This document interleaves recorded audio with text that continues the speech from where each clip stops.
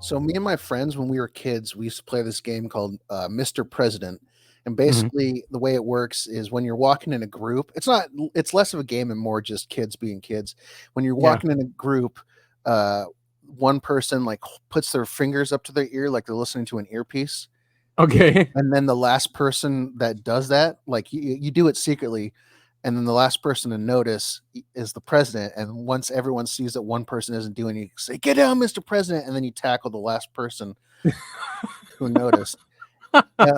The reason I bring that up is because something pretty extraordinary happened yesterday. Yeah.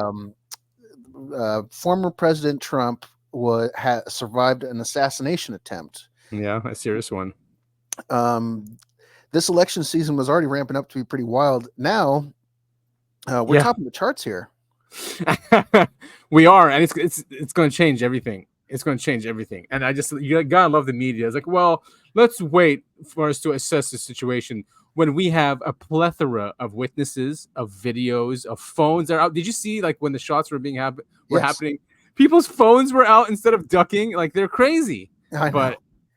Absolutely nuts. And even though Trump survived, there's at least one person one person that is unfortunately deceased as a reaction from the would-be assassin. So my heart goes out to that guy. He died protecting his wife and daughter. He was a firefighter, guy by the name of Corey, I believe. Mm-hmm. And just seems like the kind of guy. You hear a lot of people say they take a bullet for their kids. He literally did. He's a hero. Yeah, he covered them. I saw that. I mean, our hearts go out to him, and his family. Yes. And it could have been worse because there was a lot of shots, but I guess half of them were probably the Secret Service agents, right? Yeah. That's what I understood it to be. Is I don't know how many shots the would-be assassin got off. Was it just the one, and then he got murked? It kind of looked like that, right? Because when you see the video, the Secret Service snipers, you hear that one shot, and boom, he immediately shoots. So he had him in his sights. Seriously, what were they doing? Were they thinking it's another Secret Service agent, or especially people are screaming, "He's got a gun! He's got a gun!" Yeah, I mean, there's people in the audience who were, telling Secret Service, "Hey, there's a guy up on that rooftop with a rifle." I don't know how, and I don't have a good idea of what the location overall looked like, but it didn't seem like there was a whole lot of buildings around. There wasn't. It was a clear line of sight, 130 yards. That's it. Like you'd think, and the Secret Service were on another roof behind the stage, so they saw the shooter. Yeah, I mean, a pretty surreal thing. We don't know a whole lot about the shooter, but from what I'm understanding, he was a registered Republican. But he had donated, exactly. To I think it's something blue. Is it Share Blue? Yeah, and something for Biden. Yeah, so donated money. He had donated money to Biden, but he was a registered Republican.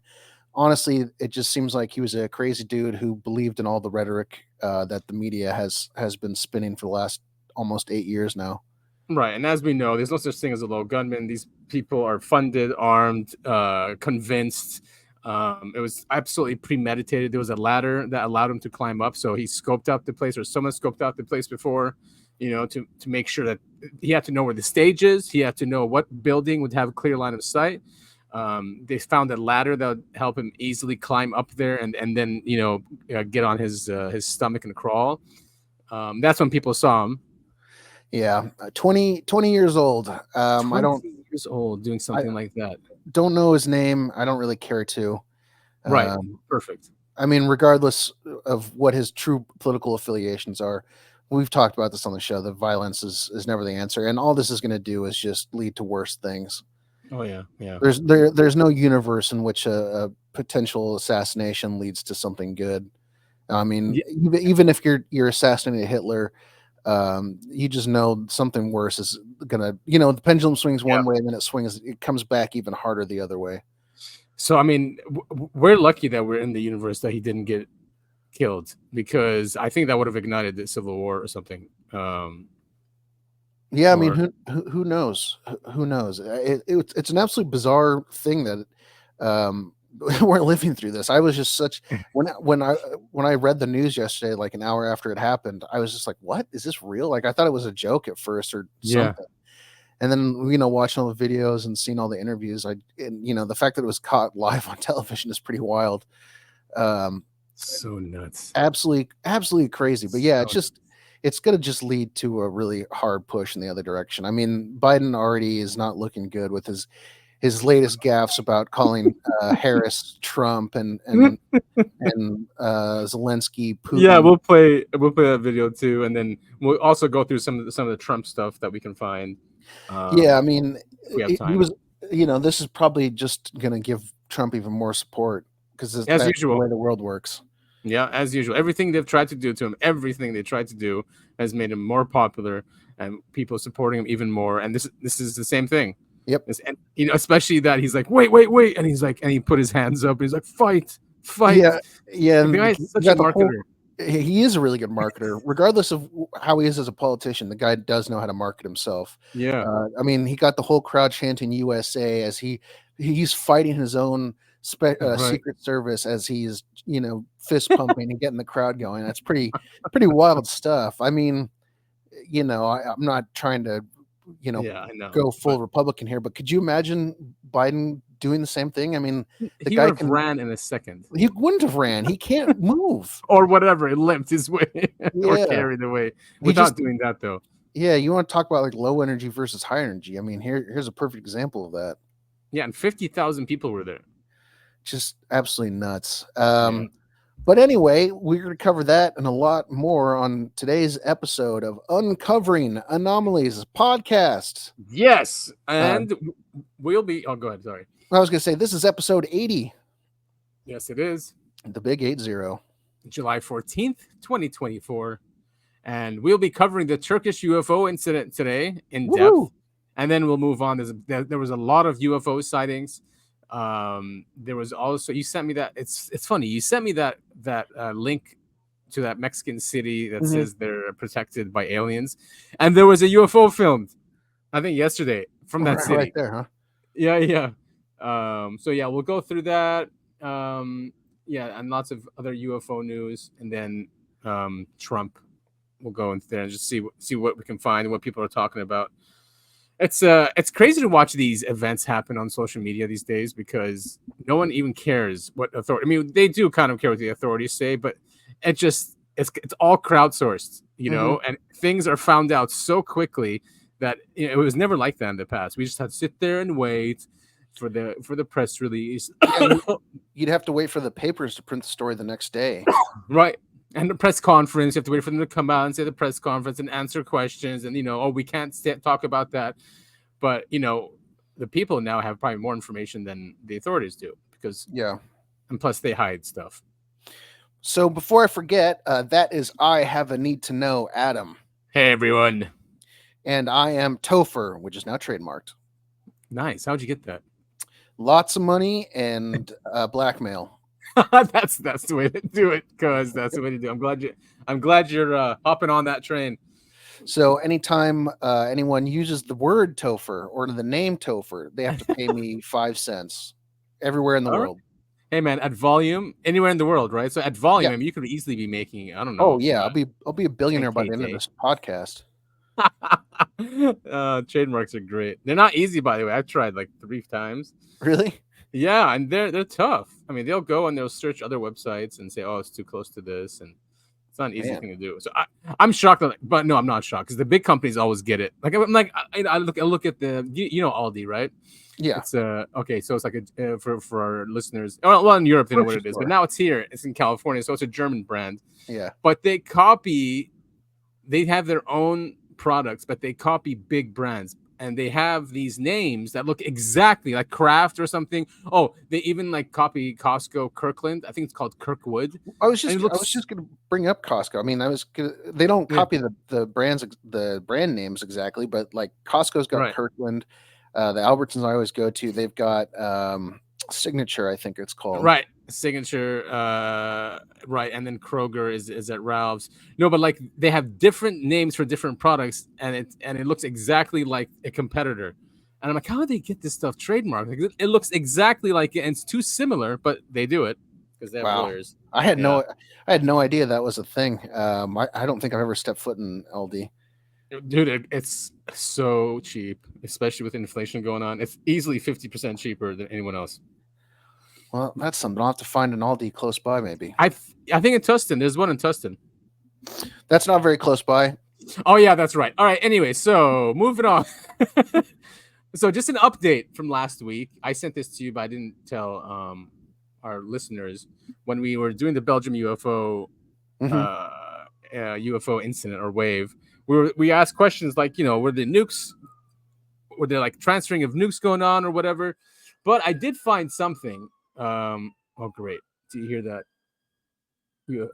Yeah, you're fine. Okay. All right. So I did find that a month after the incidents, there was a NATO meeting in Brussels. Okay, right here, NATO headquarters. So nuclear planning group met in ministerial session at NATO headquarters in Brussels on 19th and 20th of April, 1989. So only 1 month after, and they discussed possibility of further significant reductions in NATO's total nuclear weapons requirements. So I was like, man, did they, was that like intimidation by UFOs, to tell them that that's what they need to do? Or so yeah, it's just a very crazy coincidence that happened a month after. And you had talked about it during last week's episode. I mean, and it's something we've touched a lot about on the show. These UFOs really do seem super interested in our nuclear technology. Yeah, and I think they're kind of, it kind of seems like they're in control. It's like don't do that, or else kind of thing. Yeah, something weird like that. So yeah, I thought that was strange. But I had fun looking at that Belgium UFO. Yeah, it was really cool. I did not have much knowledge about that case, so it was fun to dive into it. This one, however, is very, very famous. Yep. It's incredible. It's never been debunked. There is a interesting. It's not really interesting. There's a theory as to what it could have been. Essentially, an optical illusion of a cruise ship, which I don't agree with, but I can understand. Right. Yeah.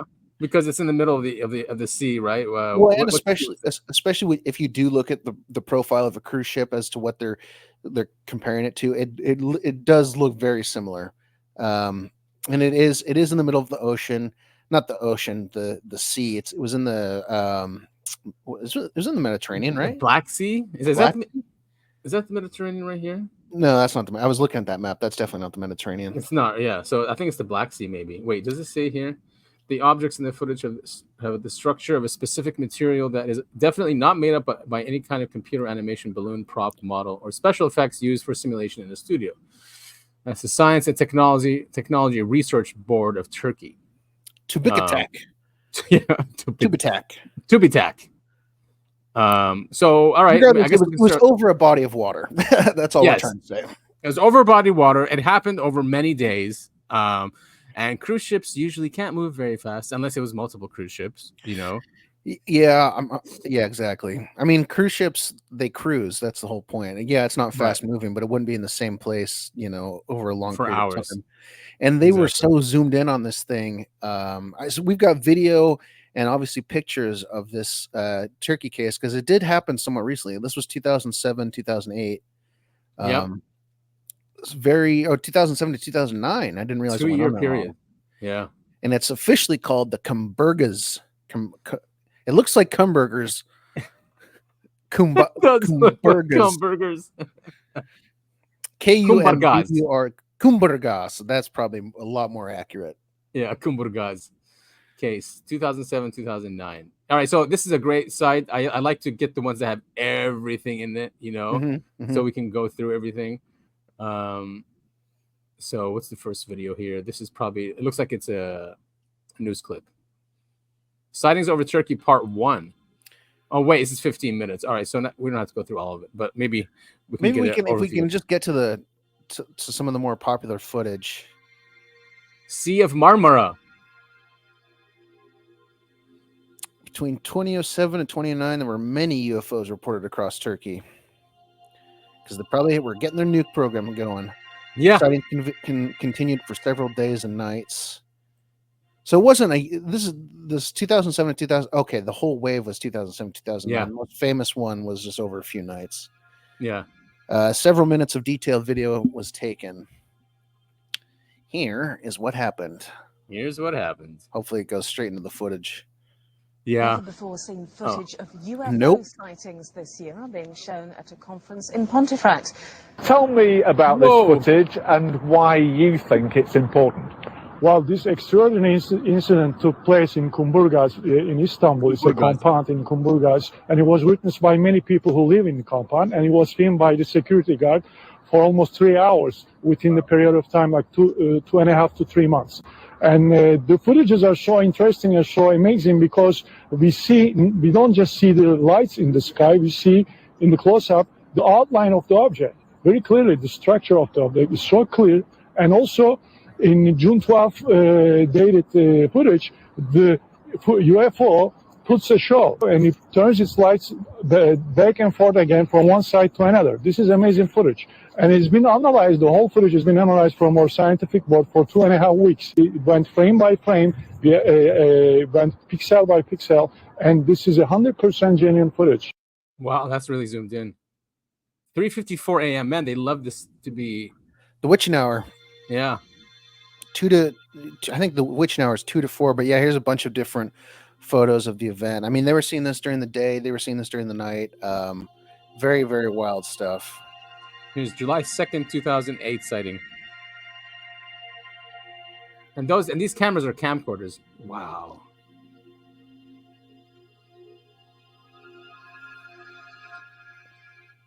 Look at that. Mm-hmm. I mean, so is this the moonlight? You know, I'm not sure. I've never been clear on that, if it's glowing itself or it's reflecting the moonlight, because it clearly is pretty well lit. Yeah. 3:53 in the morning. Do you think you could zoom ahead? The most famous picture or video, it's the one where you can see that there's like portholes on the side of it. You know which one I'm talking about? Yeah. This one. That's right. Yeah, and this guy was there too. If this is the video, which is called a Kumburgaz video, which is a what I wanted to hear, I wanted to know. Up on my website. Unfortunately, the one that's the depiction that's up there is not as clear as the other footage I have. No, it's got portholes. You said. Switch it. Yeah, there's footage. The one that shows the aliens. This one? There they are. This one? Yeah, it's open. Yeah, very cool stuff. And this thing has to be large. I mean, if it's that far away, even if you're zoomed in. Mm-hmm. Especially, you know, I know 2000. I said at the beginning, 2007, 2008. It's not that long ago, and it's not. But camcorders were just okay back then. They're not like, you know, what we have now. So to capture, you know, this at this size and this clearly means that thing had to be huge. Right. Yeah. Exactly. All right. So here's the intro. 2009 original video footage. All right. So this one doesn't look like it's the craft. This looks like it's the lights. 2:19 in the morning, May 13. Yeah, it looks like it's just the lights. Yeah. Or wait, no, there's a craft there. Oh, here it is. Here it is. Yep, there they are. So creepy. What? Did you ever see like the real when they blow up these heads and they see the faces? Yeah, I'm not so sure about that one. Because it could be just an optical illusion, right? Right. It's pareidolia. Or pareidolia. I can't remember how to pronounce it. Pareidolia, yeah. So as you can see, it is a camcorder. He's trying to focus. This thing is really far. But it's clearly a craft that's curved and metallic. Yeah, and you can kind of see what looks like the bottom of it at the bottom of the screen there. Yeah. So the light, I guess it's his focus, right? That keeps doing this. That's not really, yeah. So, but Are these beings, you think, or is it just? I don't know. Impossible to know. It's impossible to tell.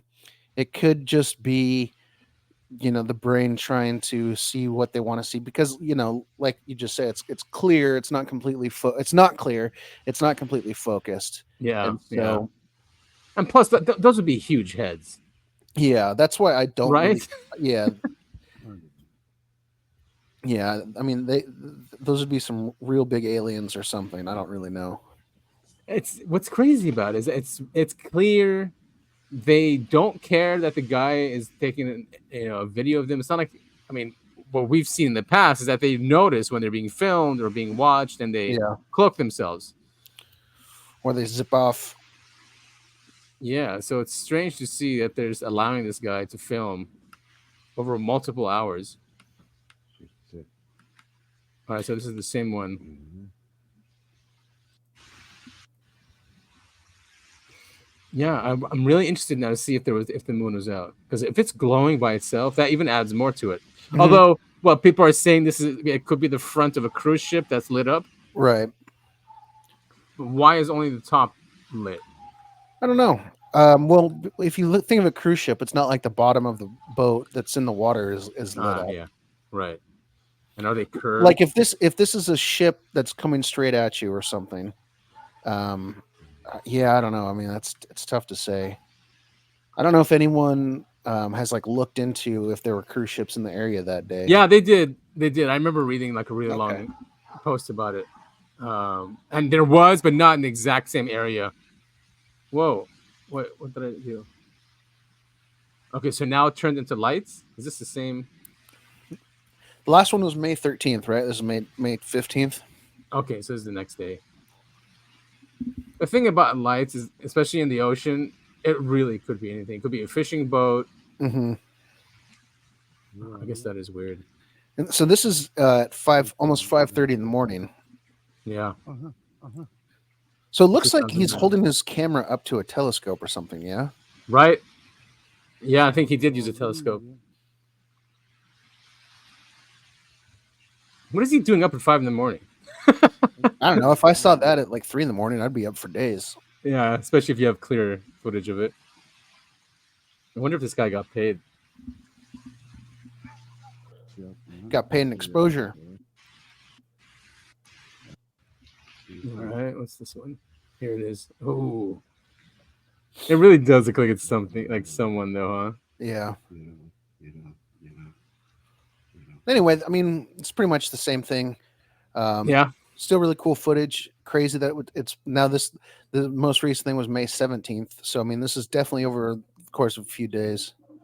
And here's the location. Turkey's here. Mm-hmm. These are the location of, they're saying it's 2, I guess, not just 1. 2 different spots it was seen at, I think. Approximate location and vantage point of the camera. Estimate location here. Yep, you're right. See, so there was a telescope. Reports were filed with the Serious UFO and Space Research Group, which is Turkey's primary UFO reporting organization, run by Haktan.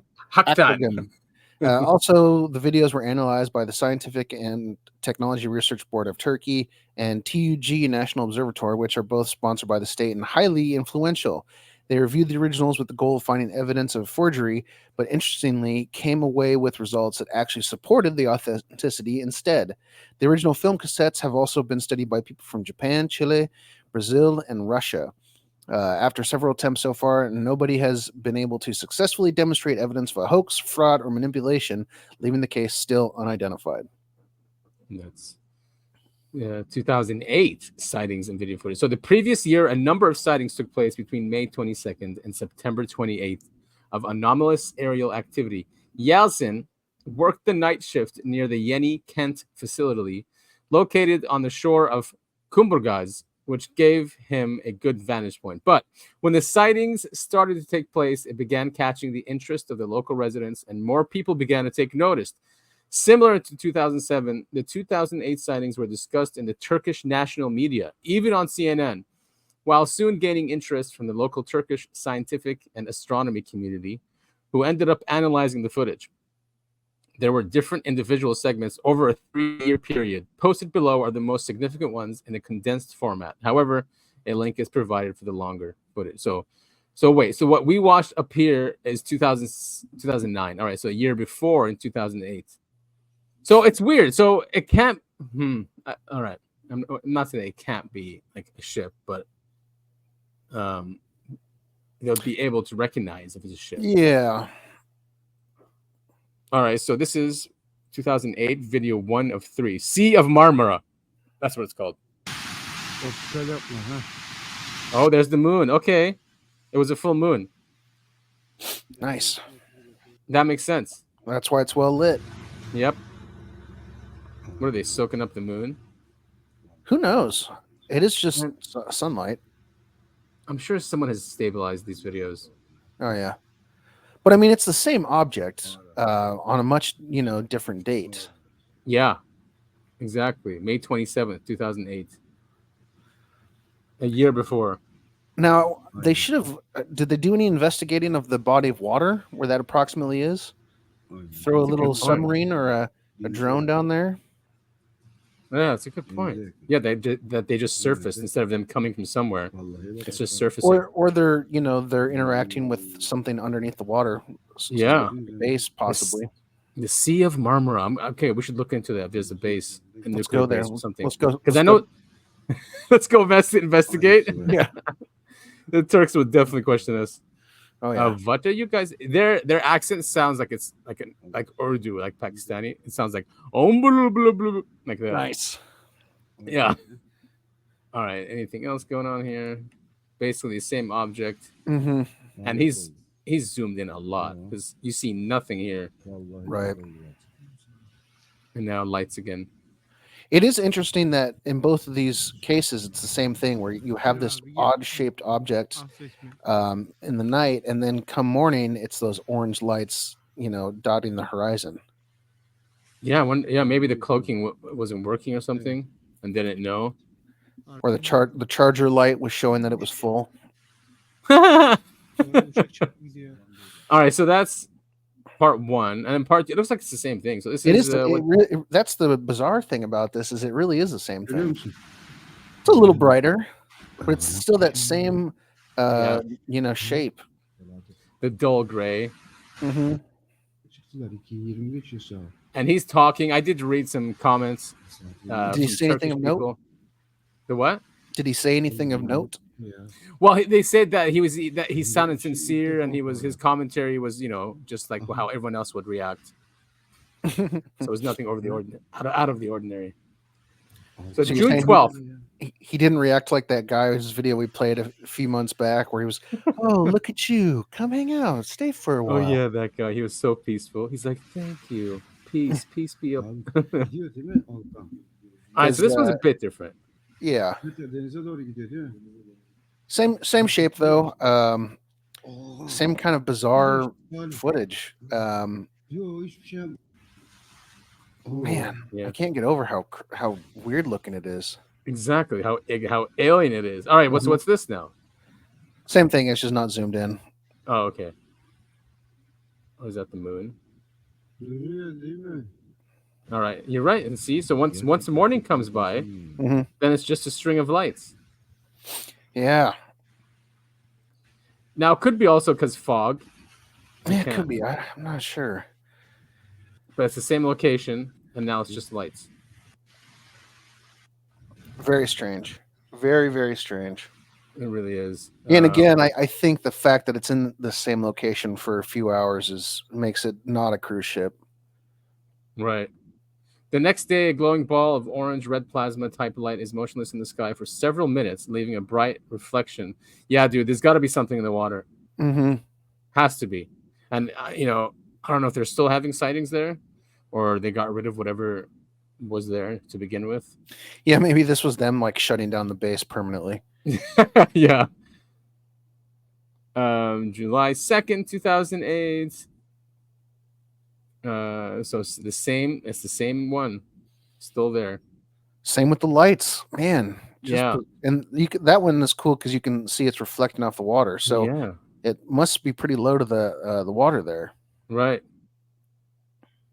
At 3 in the morning, and then again at 5 in the morning when it's light, when the light's out.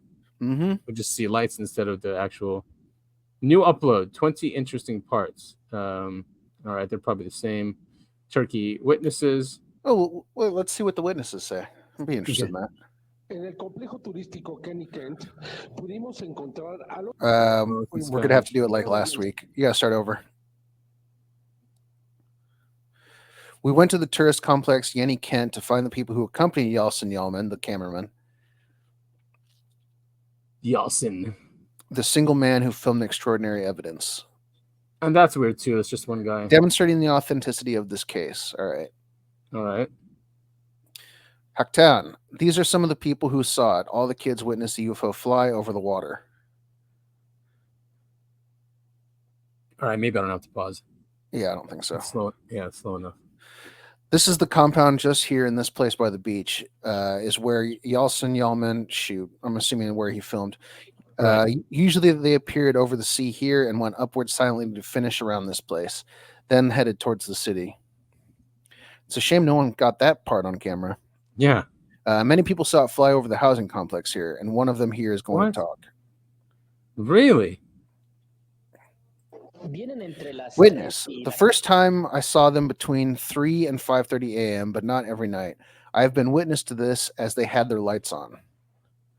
They were backing up. They had the reverse lights on. Reporter, what are your comments about what you saw? Witness, I don't agree with what the skeptics say because I know I saw them with my own two eyes. Mm-hmm. Don't believe your lying eyes, guys. Haktan, 4 more people spotted UFOs with you when it was recorded. Is that true? Witness, yes, I saw it. There's no doubt it was real. Reporter asks Yeltsin, when you record them, what did you think? Yeltsin said, I'd seen it 7 times in 3 years. I've recorded several times with people who were there, other witnesses, and I calculate there are around 20 people total. That would have been fun. Yeah. Seriously, invite us. If you guys are seeing UFOs regularly, invite us out. We'd love to come hang out and see some UFOs. This guy says, I saw a very intense, extremely bright light. It stayed there in the sky. Lights in the sky. By the way it moved, I think this definitely goes against the laws of gravity. Yeah. Right. After staying there for a while, it started to grow bigger like this, and then it suddenly disappeared. Very common with UFO sightings. Reporter, what do the local inhabitants think about Yeltsin Yalman? Good question. He spends most of his time recording. He is usually accompanied by witnesses. That is the reason we are convinced that this is about authentic objects. We are eyewitnesses of it. All right. So it looks like he had the camera in the town. Mm-hmm. This is much slower. How important do you think this is? As the reporter asks him. What I saw is very significant for me, and it also very significant for humanity. Preach. Yeah. Well, cool stuff. We got to hear from some of the witnesses there. Yeah. And what's this now? Serious UFO space science research. All right. They did summarize this before though. So it was analyzed by the Turkish researchers, and they concluded, and it is concluded that these objects in the sightings that have physical and material structures do not belong in any category such as planes, helicopters, meteors, Venus, Mars, satellites, fireballs, Chinese lanterns, fireballs again, weather balloons, natural or atmospheric phenomenon, etc., but rather fall into the category of UFOs. And here's the link. So here's a video explanation by Haktan Agdugan. Turkish researcher Haktan Agdugan and the cameraman Yeltsin Yalman discuss several issues in more detail. You want to watch this, or you want to keep going? Let's see how long it is. Okay, yeah. Well, 13 minutes. Okay. Oh, and it's in Turkish. We'll point our viewers towards this site, or listeners to this site, and they can check out some of these videos themselves. This is going into the details of the camera. I mean, it looks like a high-end video recorder from 2007, 2008. Yeah. Mini DV Canon. On the NTSC system with a diaphragm set at the maximum of 1.8.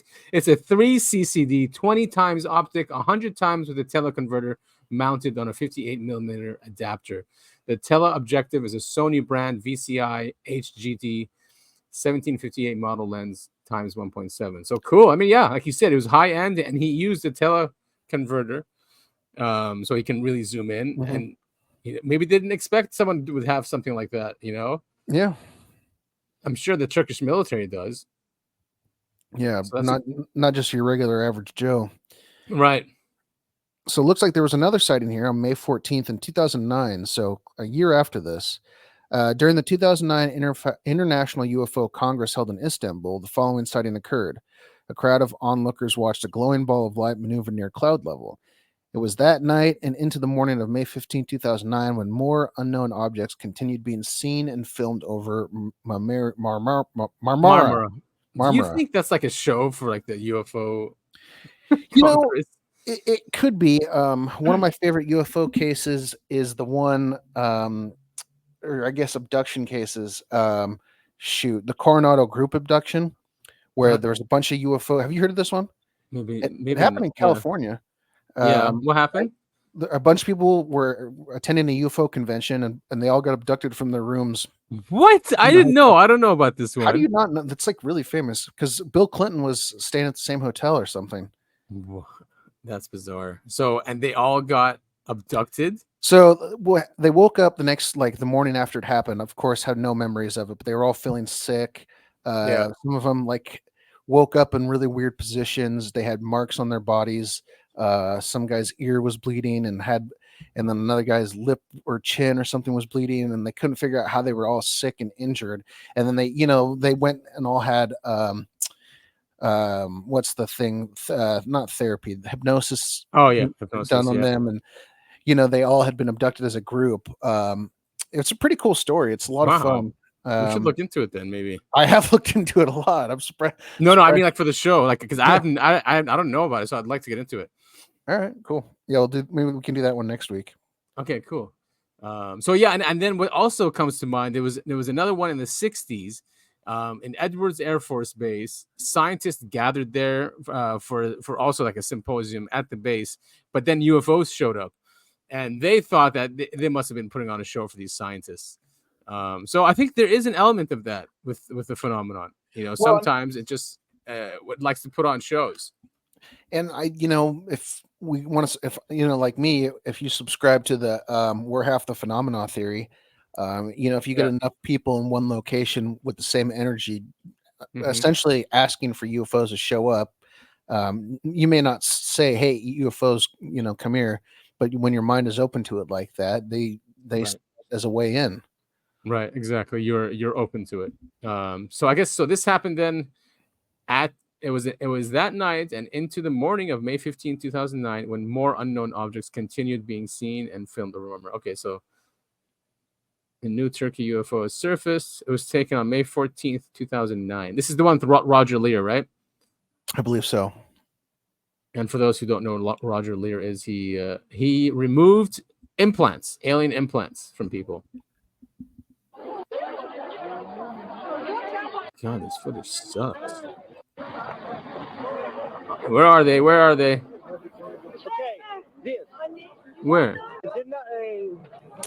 did say it was going to be low quality. Oh, okay. It's like some light. Oh, there it is. Oh, yeah. Ton of witnesses. It's an orb. It's a glowing orb, which is usually the reconnaissance. Mm-hmm. It's a Foo Fighter. Yeah. And there's a closer. Do do do do do do do. Do do do do do do. All right. So there's that. So same. Oh, the distance across the sea from the witness location is 44 to 91 nautical miles. That's a pretty big. Interesting. Yeah, I'm looking at the map here. Wow. A photograph from the same location displays how land structures on the opposite side of Marmara are not clearly visible when viewed from Kumburgaz. This is really good documentation. Yeah. Shows the approximate location. That's good. For the July 2nd one, new evidence suggests that the Turkey UFO wasn't a cruise ship. Oh, Yeah, for those of you who don't know, that's the main argument that skeptics use for this case, is they say it was a cruise ship. I know I touched on that earlier, but worth repeating, I suppose. do you want me to click into that? Yeah, let's see what that says. All right, so they have the pictures, the different pictures. The moon is a reference point. Hold on, scroll down to the thing. The moon as a reference point is often used by astronomers to estimate the angular elevation of objects in the night sky, such as airplanes, helicopters, celestial objects. Skip all that. During the May 17th, 2009 segment, the moon and the unknown object are filmed in the same frame for several minutes.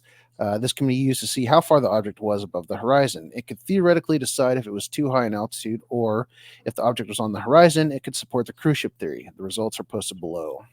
Oh, There's the moon versus the UFO okay. on May 17th, 2009. They're talking about angles here. Hmm. Yeah, there's the reflection. Yeah, that's pretty cool. Yeah, very cool. Shows how it's reflecting the moonlight. This is determining the lunar's position, or the moon's lunar position. We don't have to, I'm not going to read that whole thing. It's just a bunch of numbers. Just showing where it is in the night sky. And showing, okay, yada, yada, yada. They're doing all that. They're showing all the math and diagrams they need to figure out how high the UFO was. And, it, you measure the moon's angle and yada, yada, yada. A distant ship beyond the curvature of the Earth as Alico. So that goes, excuse me, that goes along with the cruise ship theory. Is there's something there?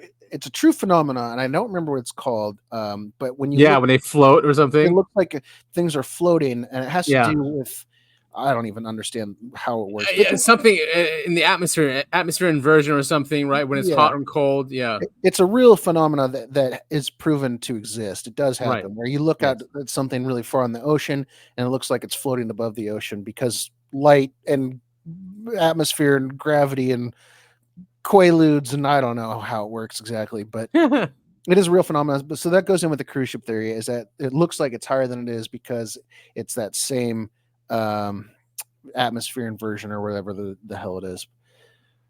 Still going through. But here, you're just going back here. See, so cruise ship theory shows the ship should be there, right over the horizon. Actual elevation is 7.9 degrees, which is way up, way higher than what a cruise ship would be, even with the that optical illusion in effect. It's something like Morgata, I think. It doesn't matter. So now that the angular elevation of the moon is known, a frame from the video also shows the unknown object 7.9 degrees above the horizon. Okay. So now they recreated these. Mm-hmm. So I'm trying to figure out if this is worth reading or going through. Essentially, what they've proven here is that what the UFO that they're seeing was much too high to be a cruise ship. And then weather conditions, I guess they're trying to prove winds, speeds, because it has to be anchored. Oh, here's a cruise ship. So the unknown object was too high above the horizon to be a distant cruise ship or yacht. Mm-hmm. That's cool stuff.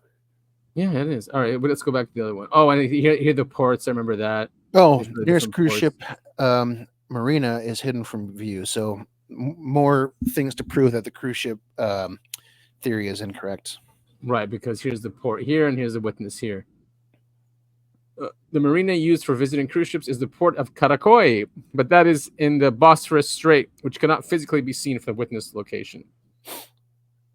Man, debunkers can really just come up with anything, huh? And you're like, oh, okay, that's what it is. Look how much effort the debunking debunkers did. Yeah. Now here they are talking about marine tracking. They had to do research on how that works. I mean, it's pretty cool stuff. Look at that. Yeah, they went through, you're right. They went through so they went and found all the ships that were there at that time. And I guess not just cruise ships either. It looks like yachts, tankers. I mean, they listed several different boats. So here they are. Here are the boats. All of these are here, and unknown object was here. So none of them are in that area.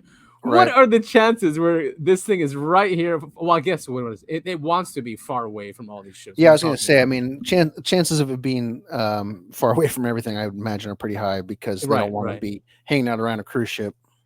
Exactly. So there's no evidence that a cruise ship or yacht was in visual range of the camera at 3:59 a.m. on May 13, 2009. Secondly, Other vessels, tankers, fishing, or bulk carrier were either out of view or not visible in the sighting area while the footage was taken. Excellent. Okay, we can go back to the next. Yeah, all good stuff. Yeah, that is good stuff. I'm glad we were able to prove that. 2007. So this is a year before that now. Mm-hmm. But this is where the beings are. Serious UFO. So.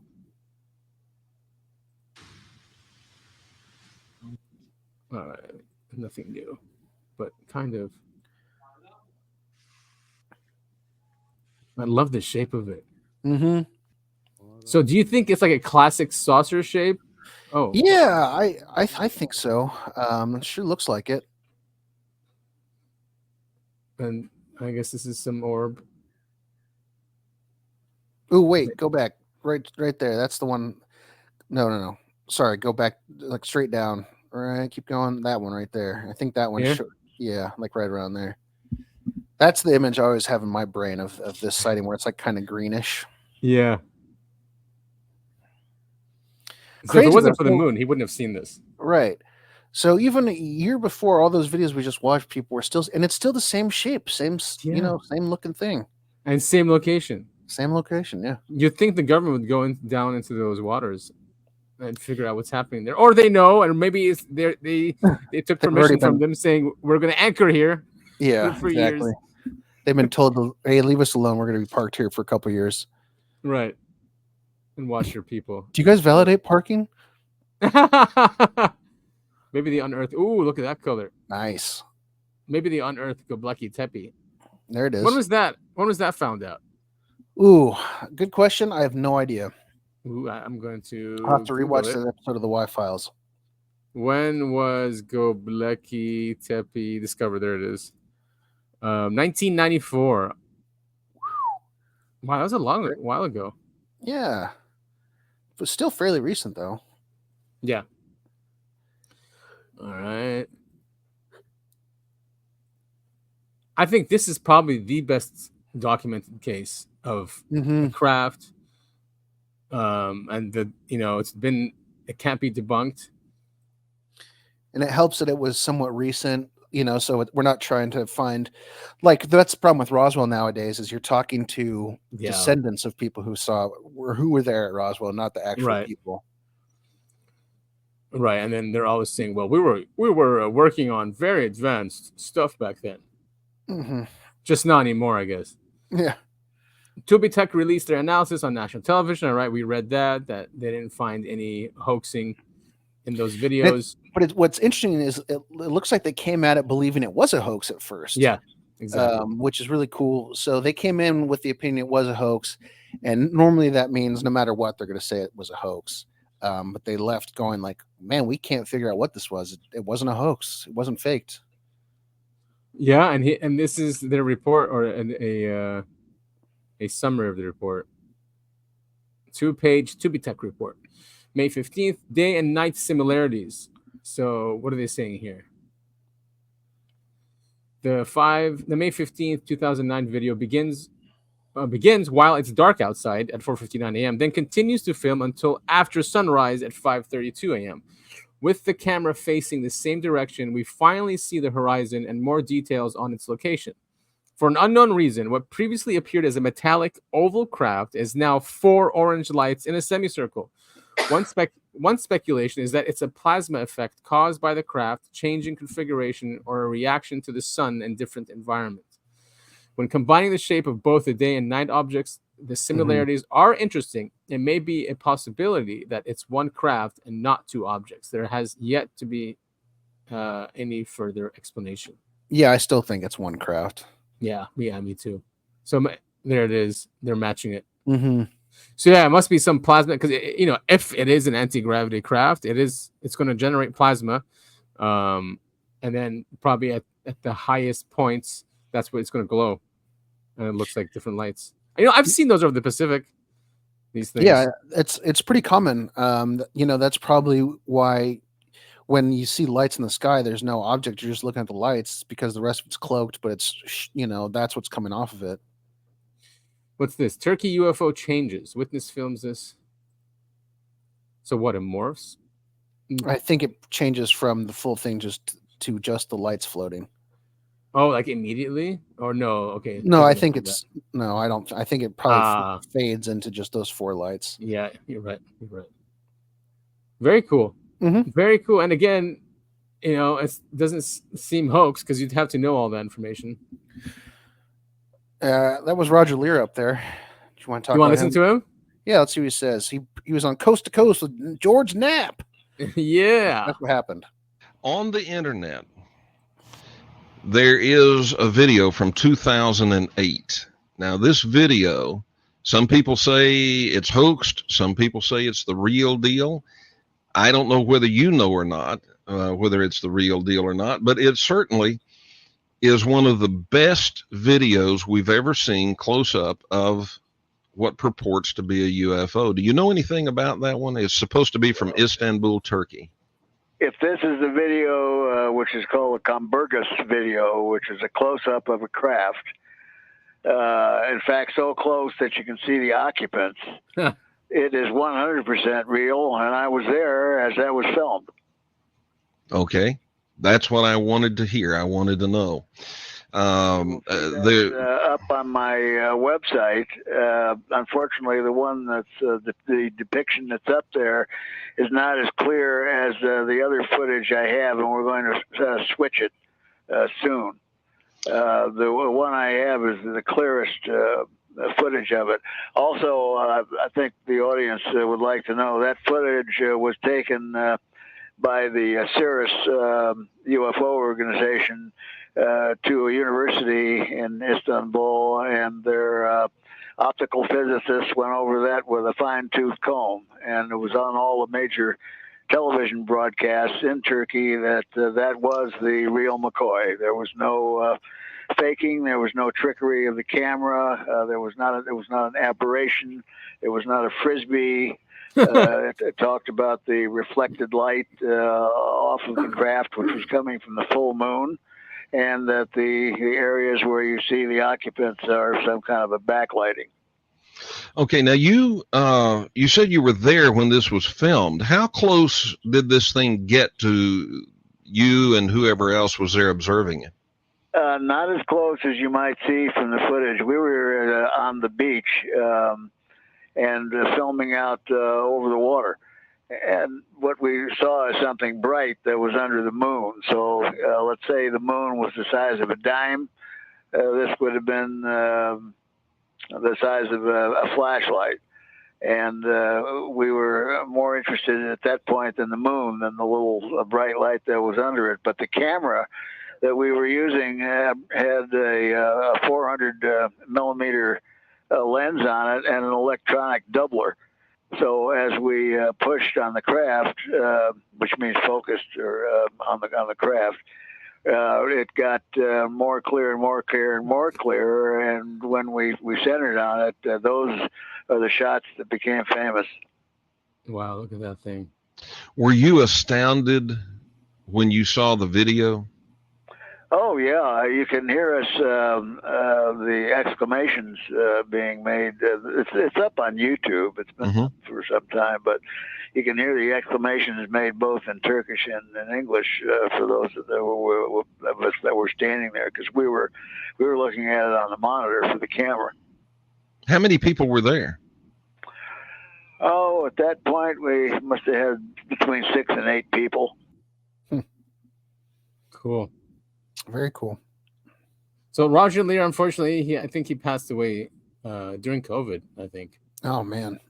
Yeah, he was a legend. He I think did 2 or 3 documentaries about removing implants, alien implants in people. He right there on camera.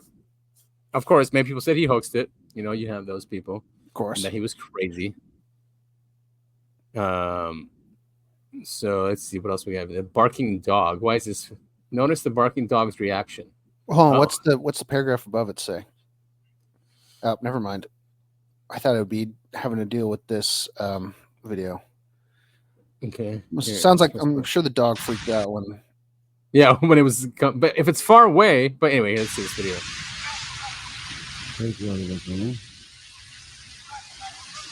Oh yeah! Look at him. Yeah, he's barking at it. His tail's wagging though. He's happy. He thinks it's a frisbee that he just can't quite reach. Man, Turkey, they're so cool with dogs, by the way. That's awesome. Well, maybe not cool. Just quickly, when I visited, I saw German shepherds just walking around. You know what I mean, like wild dogs. Okay, but I noticed because that even like the homeless and stuff, they were really taking care of the dogs. They were sweet to them. They were feeding them, which you don't see usually in countries in that region. Let's just say that. So yeah, it was cool to see. Good dog. Go get that alien. Go get him. Go get him. Rip and tear. All right. I mean, I just can't get over that. That footage is great. It is. It's perfect. And this is what he was using right here. Mm-hmm. Thank you, Yeltsin Yalman. Yalman. Yalman. It's like, yeah. Remember we used to on one of the podcasts we were on. Yeah. Yeah, exactly. Yeah, man. So anyway, there's a lot of obviously a lot of footage associated with this. We went through a lot of the witnessed details. We went through some of the debunking. This is a really cool event that has no rational explanation. I mean, as best as anyone could tell, this was a true to God UFO. Yeah, I think it is. So I don't think this one is fake. I think this one is real. Something very strange happened.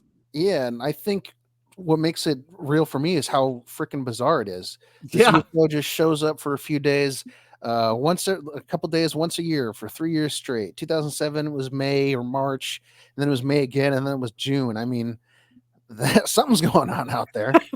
Exactly, and then that's it, right? I mean, since then we haven't seen another. Yeah. Aliens were on spring break, coming back to say hi to mom and dad in Turkey. I mean, people do go to the Mediterranean side of Turkey for spring break. It's a beautiful country. It's huge. It's green. It has water. The people there are smart. They're young. I mean, it's a really impressive country. I was impressed by it. Yeah, that whole Mediterranean region. I know we're biased, but huge fans.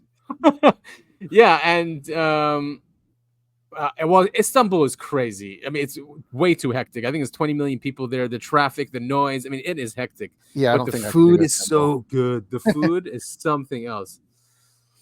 I wanted to ask you: did we play this before? The guy who designed the Roswell craft from the Roswell show.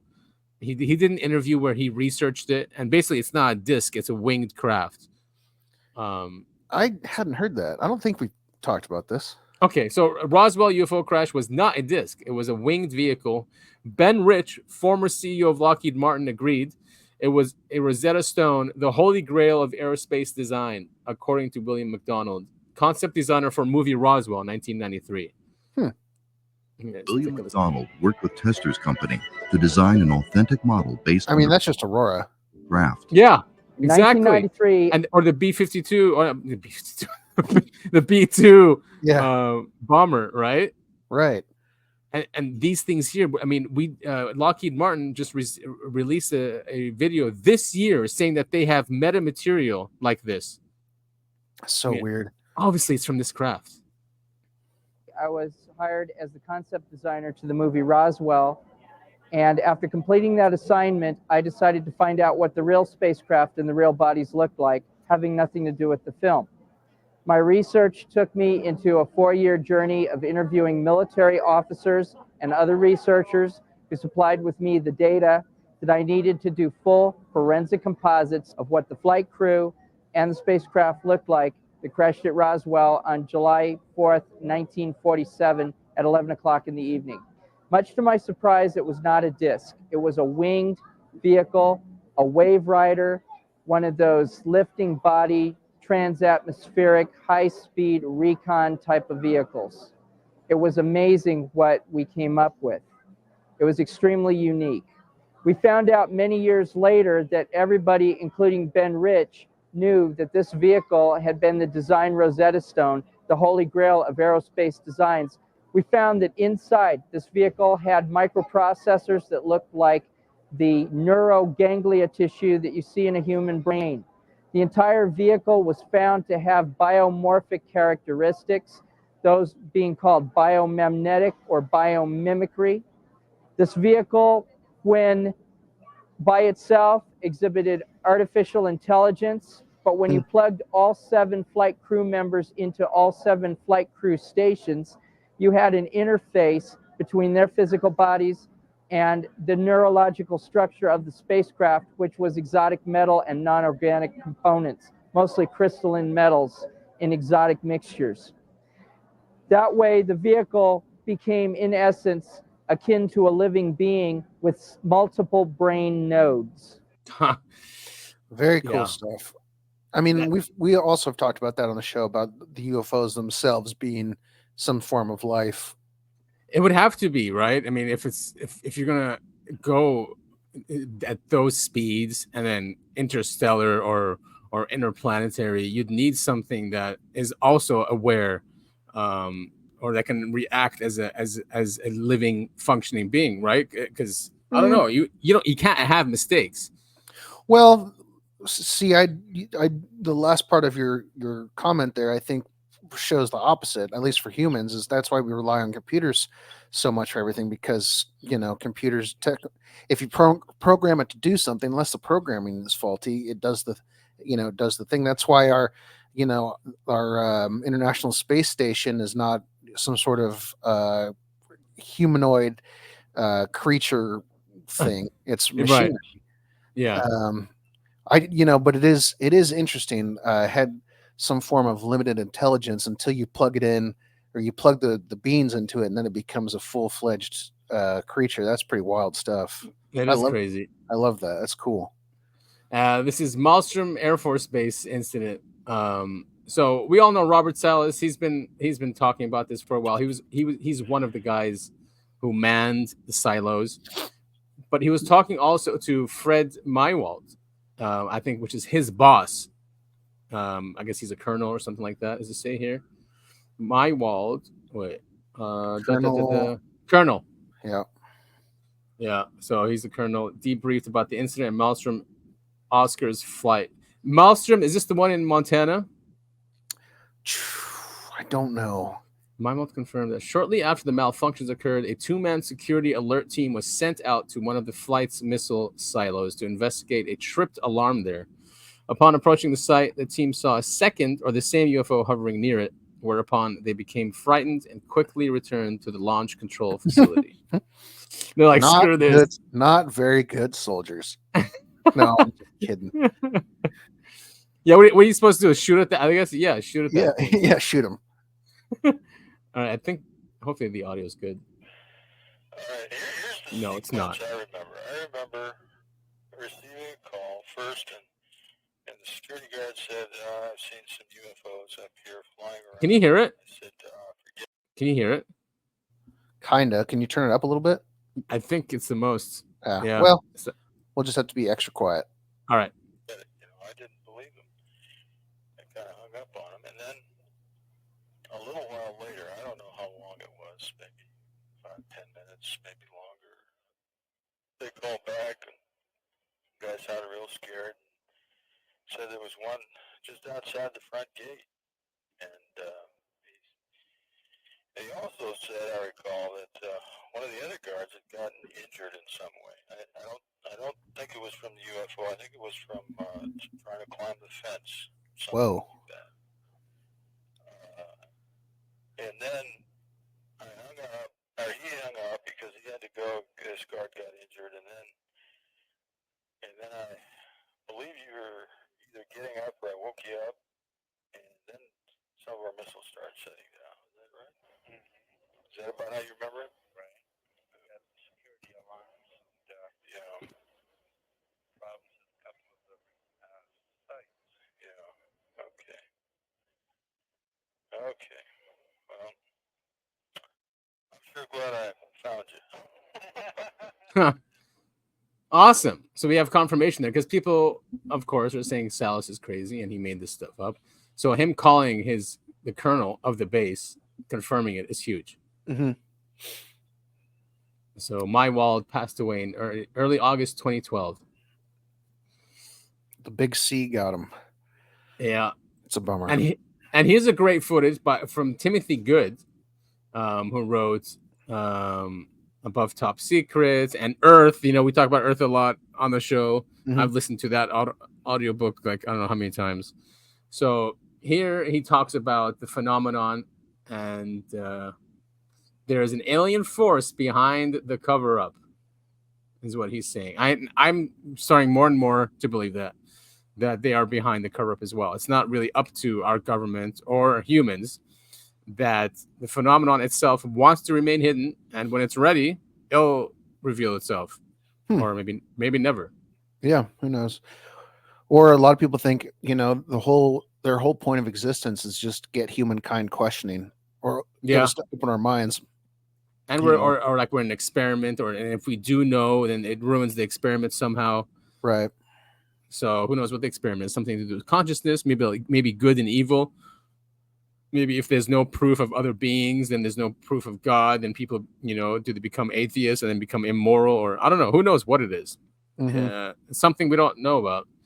But yeah, but Timothy Good has been researching this. He's an excellent researcher. He has great contacts in government, in world governments, not just the U.S. and British government. So he's really one to listen to. And do you think that call it the cover-up? Do you think that's actually perpetrated by an alien force then, or do you think that's purely human beings? That's a very good question, but I myself think, well, the two things I'd like to say about that is that, first of all, from what I've gathered, many of the aliens don't want us to know what they are doing here.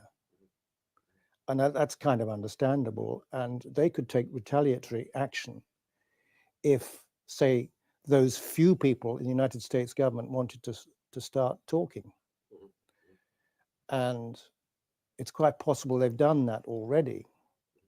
So it's not in their best interests. Many people believe that the cover-up isn't purely perpetrated by the military or perhaps even the Illuminati, that there is a link with aliens who are in control of the disclosure or non-disclosure, shall we say. Do you think that people are receiving, or the power structure at the top of it is some kind of alien force? I do indeed think that is the case, yes. And there's also corporate interests involved, huge sums, billions of money in the black budget is involved in this subject, and it's all covered under weaponry. So how would, I mean, this is probably going to be a really difficult question, but how would that communication take place between, would it be in an office, just two people sitting, an aliens sitting talking to someone in the UN or something like that? Or? Well, not probably not the United Nations, but certainly there have been meetings in offices, certainly involving the more human type that, you know, pass among us and are spies, if you like. Those meetings have taken place. Other meetings, I'm told, have been take place at the bases. And some witnesses, and that involves both of the basic types of aliens who communicate with us. Do you think an American president, if he found out what was going on, gained some of this knowledge, do you think he would have the power to go for full disclosure? I learned, for example, that President Kennedy in 1961, 1962 requested observation of the alien bodies recovered in some of these events, crash retrieval cases. His request was granted, and as I've written in Need to Know, he was taken on Air Force One to Tyndall Air Force Base in Florida, and he viewed the bodies. I don't know much more than that, except it was a top secret mission, and it was headed by General Godfrey T. McHugh. And interestingly, from another source, I learned that General McHugh replaced one of the principal military attendees at Dallas on 22nd of November 1963 at the last minute. So you could put two and two together and make 22, but I don't know. I think Kennedy was assassinated Linked to to the fact that he probably wanted to tell the public. Yeah, lots of researchers talk about that. Mm-hmm. But he had lots of enemies, so of course that's just a really powerful one. But yeah, I mean, it just makes sense, right? The power structure, because they talk about the secret societies, about this secret, and if secret societies have ways of meditating and have occult practices and rituals, and they probably do interface with these beings, and maybe they're the ones who are running everything. Yeah, I mean, it's just like I said a couple minutes ago. It's about getting a group of people together, and whether it's prayer or some sort of meditation or whatever it is to call beings down. You get the right people and enough people thinking the right things, and it happens sometimes. That's so true, and that's why prayer works. That's why group prayer is even stronger. I read this book called The Power of Eight, and apparently that's like a secret. I just remember this now, but there's something with groups of eight. When you have groups of 8 people, it can be very powerful if they're focusing on one. So there's actually like meetups with groups of 8, and you can and everyone in that group can focus on something. Like they say, okay, can you guys help me? Can we all focus on this? And then the whole group focuses on that kind of thing. That's cool. Yeah, it is cool. I definitely believe in that. I mean, the consciousness and intention is something. Look at the placebo effect. Why would we test for the placebo effect? So that's right. If it wasn't something that strong and powerful. Yeah, exactly. I mean, a sugar pill could heal someone, which is crazy. Just because, it's just like if you believe in something enough, it becomes true. Yeah. All right, so now we're going to some UFO sightings, some really good ones from Think Tank. This is Romanian Navy shooting at orb which remained in the same spot for hours. It's a Black Sea incident. So this is, I guess, like the Battle of LA. So where nothing happened to it. Well, okay. So I have a thought on this, but I want to see the video before I state anything. There they are. See them? They're shooting. Oh yeah. They're just shooting at this thing. So funny, and doesn't even care. I mean, this is the military, okay, guys? They're not shooting at the moon. So, well, okay. Now here's the thing, and I was going to say this before you play the video, but now that we've seen it, now I definitely want to say that I think this is military training. I don't think it's. Oh, so it's like a flare or something? Yeah, and that's the whole point, because I've seen this done by other. In fact, I think the U.S. Navy does something fairly similar, where it is like a flare, just floats. It just gives you a target to shoot at. Okay, that would make sense. I think that's what's going on here. But if it was truly some sort of UFO that was invading the airspace and sitting there menacingly, and the Romanian Navy shooting at it, that's way cooler of a story. Right, and they'd probably have sirens going on and other things. Yeah, but I think this is a training exercise. I'm interested to see what the replies might be to that. Oh, let's go back to that. And what's this? So this is the actual object? I think this is, who knows? He doesn't say anything. What update? People saying it's a target flare, but witnesses state it was in the air for several hours. Still identified. Here's the source thread. Links to Reddit. That's unfortunate. Link. All right, so I think I'm not sure if it's a flare or literally a balloon with a light on it. I know he says it stayed up there for hours. I still think it's some sort of military target for target practicing. That's my 2 cents. Yeah, I tend to agree. All right, so here's another one from Mexico. Unknown object captured by multiple people in Mexico.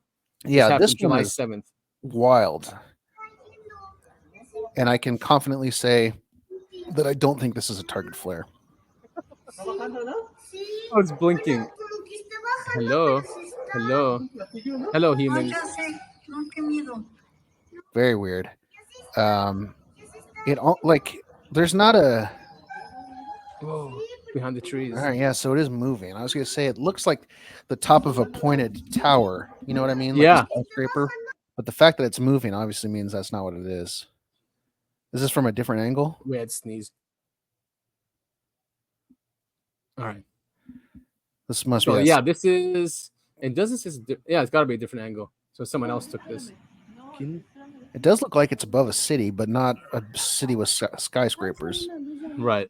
Or if it is skyscrapers, that's way higher above those. Yeah, and it's descending. Boop, boop, boop. Yeah, very weird. It's like a weird like tint of light too. It's like almost purple. Yeah, the first one was definitely purple. Mm-hmm. Yeah, it seems like it's something trying to communicate. Narcos really stepping up their game. That was a great series. I've never seen it, but I've heard good things. Oh, you'd love it. Yeah, I'm sure it would. So I'm probably going to start that Ryan Reynolds one. Once I finish Succession, I'm probably going to start on that one. The Ryan Reynolds show you told me about. Oh, the soccer one? Yeah. Welcome to Wrexham. Yeah, it's pretty good.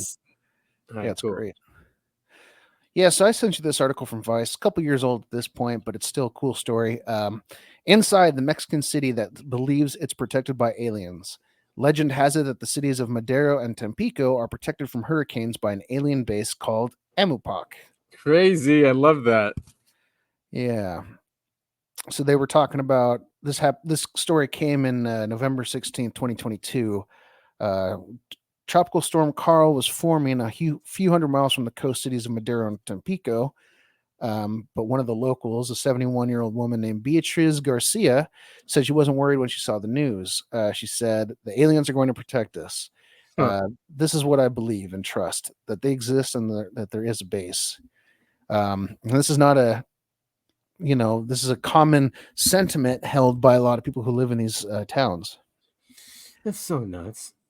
Local legend has it that this area of Mexico has been protected by hurricanes and other dangerous storms for over 50 years by extraterrestrials who monitor Earth from an underwater base hidden a few miles off Miramar Beach called Amupac. Hell yeah. Rumors of underwater alien protectors are unproven, of course. Wow. What's certain is that Tropical Storm Carl took a sharp turn away from that part of the shoreline and connected further south on the Gulf Coast of Mexico, causing floods in some places and leading to one death. So it did. I was going to say, we can check this now if the storm did hit, but it did, in fact, take a turn away from the town. That's pretty cool. So what's the area called? Miles off Miramar Beach. We should take note here and maybe look at Google Earth at some point and see if there's something there. So that's crazy. So it was supposed to hit land and then it just veered off. Yeah. But they asked that local woman what she thought, and she goes, "Oh, I'm not worried. The aliens protect us." Extreme weather events continue to miss these cities, feeding the legend and making Madero and Tampico the epicenter of alien culture in Mexico. So cool. That is so cool. I love it. Oh, it's a tourist location. Yeah.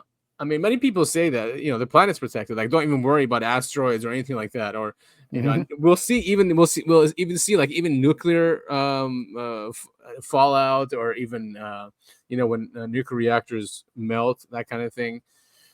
So there is a higher authority taking care of this planet. Well, they missed the ball with Chernobyl.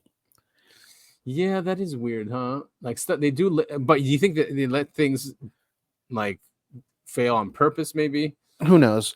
Yeah. If these things are truly aliens, then we couldn't possibly understand their agenda. Very true.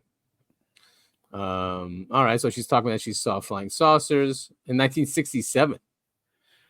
So cool. Yeah. I mean, there's not a whole. I mean, this is really cool. I want to go visit there badly. Yeah, I want to go to Mexico anyway. This would be a cool place to. And it's on the beach too. You get to go to the ocean. Yeah, so it's on the Gulf Coast. Yep. Very cool. So wait, what's this though? Oh, scientists have found. Never mind. Astral travel. They had to get into the astral travel. Yeah. But if usually touristic cities are like that, you just have these type of people there. Yeah. When your city becomes about one thing, you go all in. Yeah. Okay, so I did want to show you that this showed up. Odd UFO filmed over Mexican city, purportedly protected by aliens. How does that happen? Yeah, I know, right? I mean, you sent me this thing that's 2 years old. 3 years. 3 Almost. years old. And this happened 3 days ago. Oh, no, it was 2 years. Sorry. But yeah, that's pretty wild stuff. So this is watch odd UFO filmed over Mexican city, purportedly protected by aliens. And here's this video. I'll mute it since they're speaking Spanish. I can't really see it. I think I see it in the cloud. No, maybe not. Oh, that thing. Yeah. Oh, no. Yeah. Right there. They always look so translucent. Mm-hmm. Like they're flashing in and out of reality. Oh, that's it? Oh. It's much slower. Is that another one? OVNI.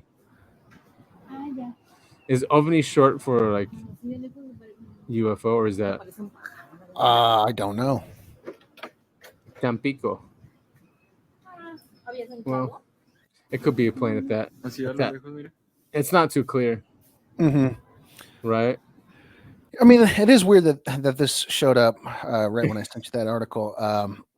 Synchronicity or, who knows? Who I knows? love synchronicity. Are you always in tune synchronicity? Yes and no. I don't know. I mean, sometimes something happens and I go, whoa, or other times I try and rationalize it where, there's a pretty good chance of that happening anyway. Yeah, I get it. But I think when you're aware of it, it happens more. It's like the universe gives it to you more, right? Right. All right, so we have another footage. This guy is a passenger on the plane, and he takes this video of 2 UFOs flying underneath the plane. Oh, we got a double? There we go, 2 of them. Wow, what the hell? Now those look like they're like they disappear and reappear. Well, when they change color, now it's like a gray. Whoa! Color. See, they have wings or something. Yeah. Very weird. Yeah, they don't look like your typical spherical or disc shaped. They look like they've got angles on them. Like I almost thought those looked like the Aurora thing or the UFO we were talking about earlier, the real Roswell UFO. Oh yeah, the Roswell UFO, the winged disc. Yeah. So this is the original video. So they disappear. There they are. Or there's one of them, right here. Whoa. I mean, these days, could it be a drone? Or is it too big? But it's changing colors and. I think it's too high in the sky to be a drone, right? Unless it's like military or something. Yeah. Because this is from a plane, so this is pretty high up. Of course, it doesn't look like he's all that high up. Yeah, I'd say 12,000 feet, maybe. Yeah. Okay, well, see, when it becomes translucent like that, then it's something weird. Mm-hmm. It's one of the observables. Yeah, all right. So that is something anomalous. Pretty cool. Yeah. Do you guys notice how they went from white to invisible to dark? Yeah, exactly. Mm-hmm. Yes, we do. How come I haven't retweeted this? Dude, Think Tank, come on, follow us, man. What's up with you? He doesn't like our politics, probably. Yeah. It's out of focus. All right, so cool. Yeah, very cool stuff. And then there's another one. That's right. This one is a complete orb. Yeah, here we go again.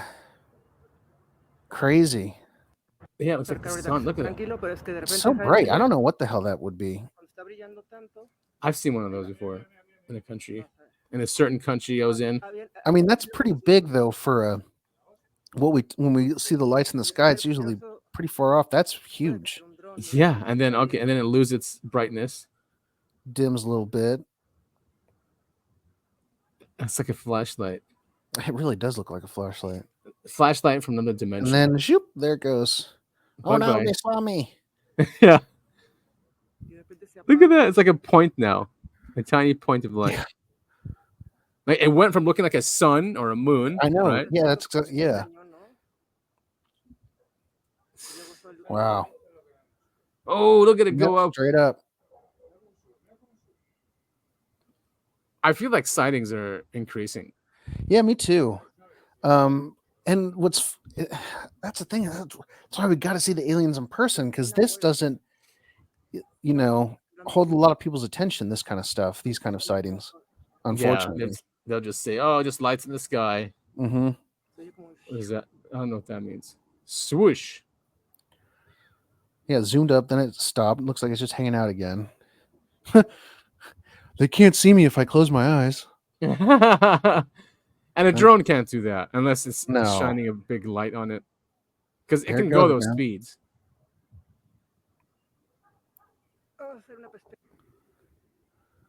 So she's still filming, unless. Man, that is They love bizarre. Mexico. Yeah, they really do. That's bizarre stuff. Yeah, unless the cartels are getting super creative with what they're doing. Yeah, that's a good point. It's a good point. But I mean, we'd be all over that if they actually had this stuff. Mhm. I think we would have taken them out. I don't know. We just played that video with the that miner who had a jetpack and was doing night mining. That is so nuts. Apparently, this technology you can just get everywhere. If you have the money. If you have the money. TMZ have gotten into the game, right? Hell yeah. So they had a really cool segment.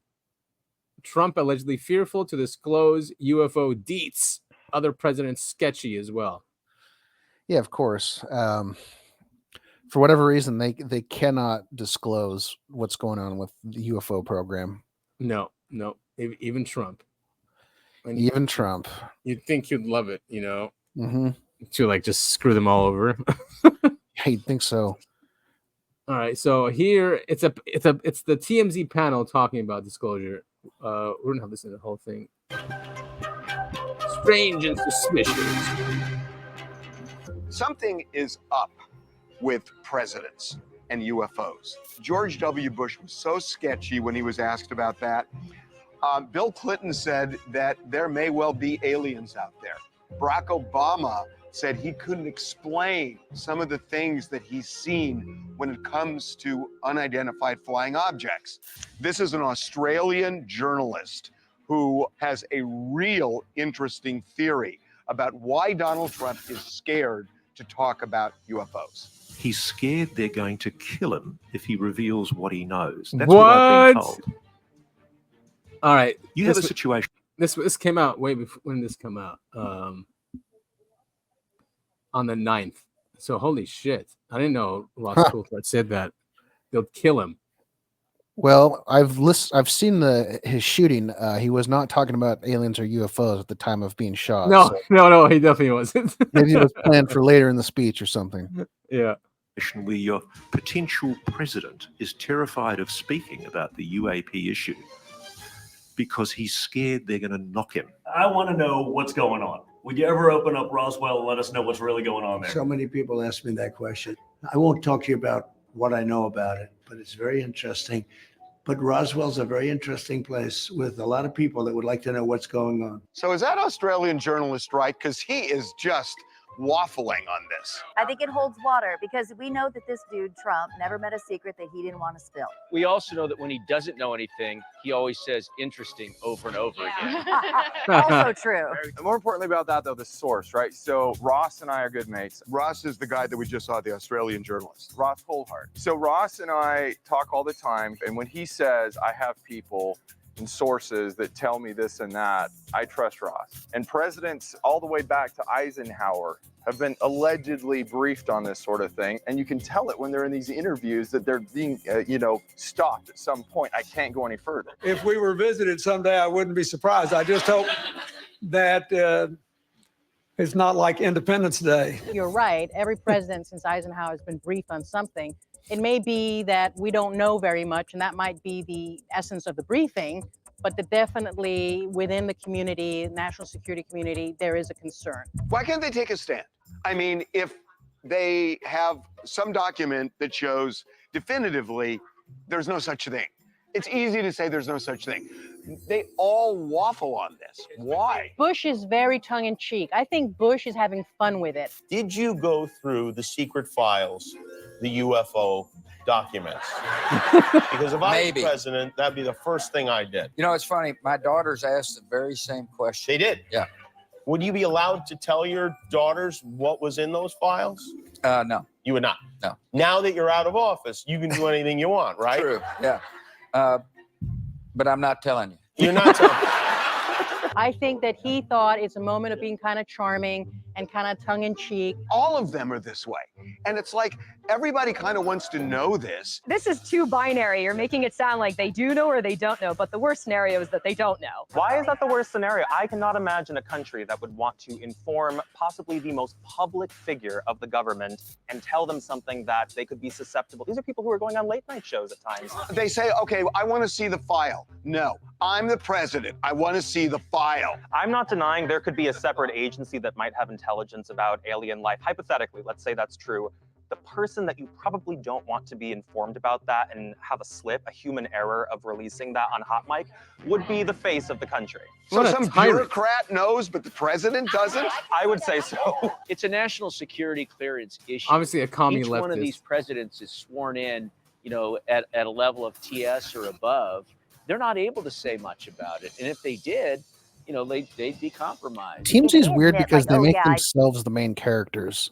Yeah. But I'm glad they're pushing this. It's Yeah, but me too. Don't take them seriously, right? It's like a joke. Yeah, as more and more news, starts digging into the UFO stuff, it is a net positive, as obnoxious as they are. Yeah. Because more people need to be made aware of the alien agenda. And they get the best videos. Like even the Trump videos that came out, they got the best ones. So like, they paid top dollar for that stuff. All right, we can move along. MUFON had their thing this weekend, but I didn't see anything. I guess you have to pay to see it. Yeah, makes sense. MUFON's pretty stingy like that.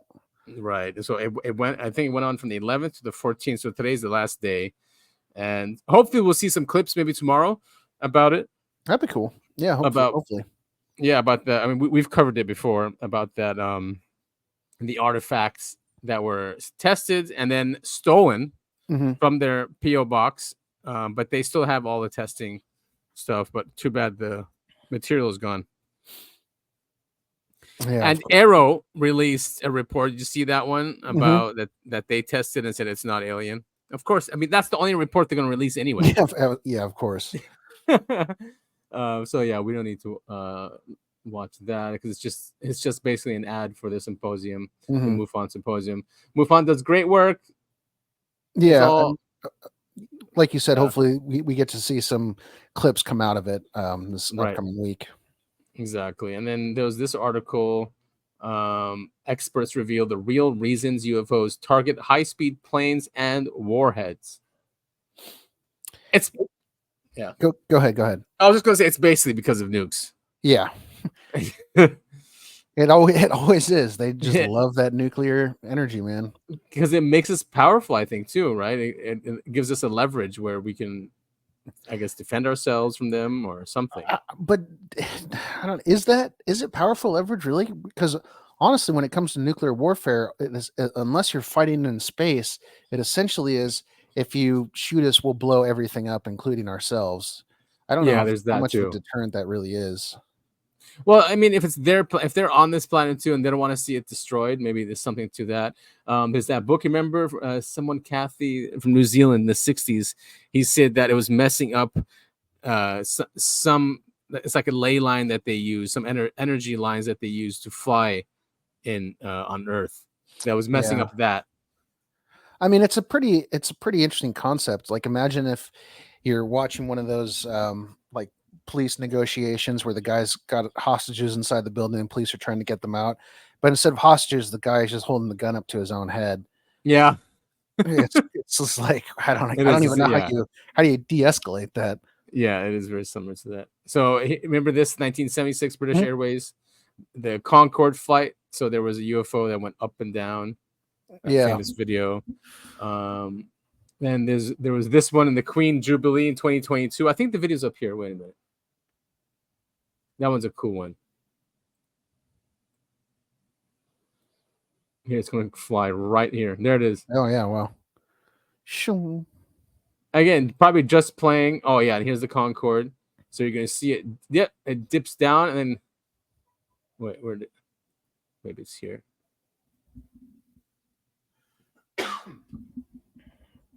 There's the Concorde. Man, that was a cool plane. Yeah, it was just not feasible, right? So they It was too expensive. I think they discontinued it about 5 years ago, or is it 10 years ago? Yeah, I think it was a little bit longer than that, but yeah, because I remember that was supposed to be like there it is. Yeah, the next. But I've known some people that have flown on it, and they say it's so quiet. Of course, because you're going faster than the sound of the engine. Yeah, pretty bizarre. Yeah, that was the other thing is like it was so loud when it would land and take off that it was screwing everything up.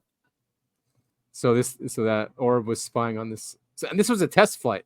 So of course they have to get their things in there just to do some reconnaissance. Right.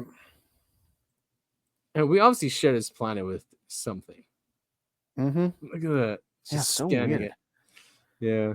I don't understand how people could watch that and like, what's the explanation for this? Mick West said it was some reflection in the lens. Hey, there you go. Yeah, that went right, left, and then just took off. You see that at the end? How it took off?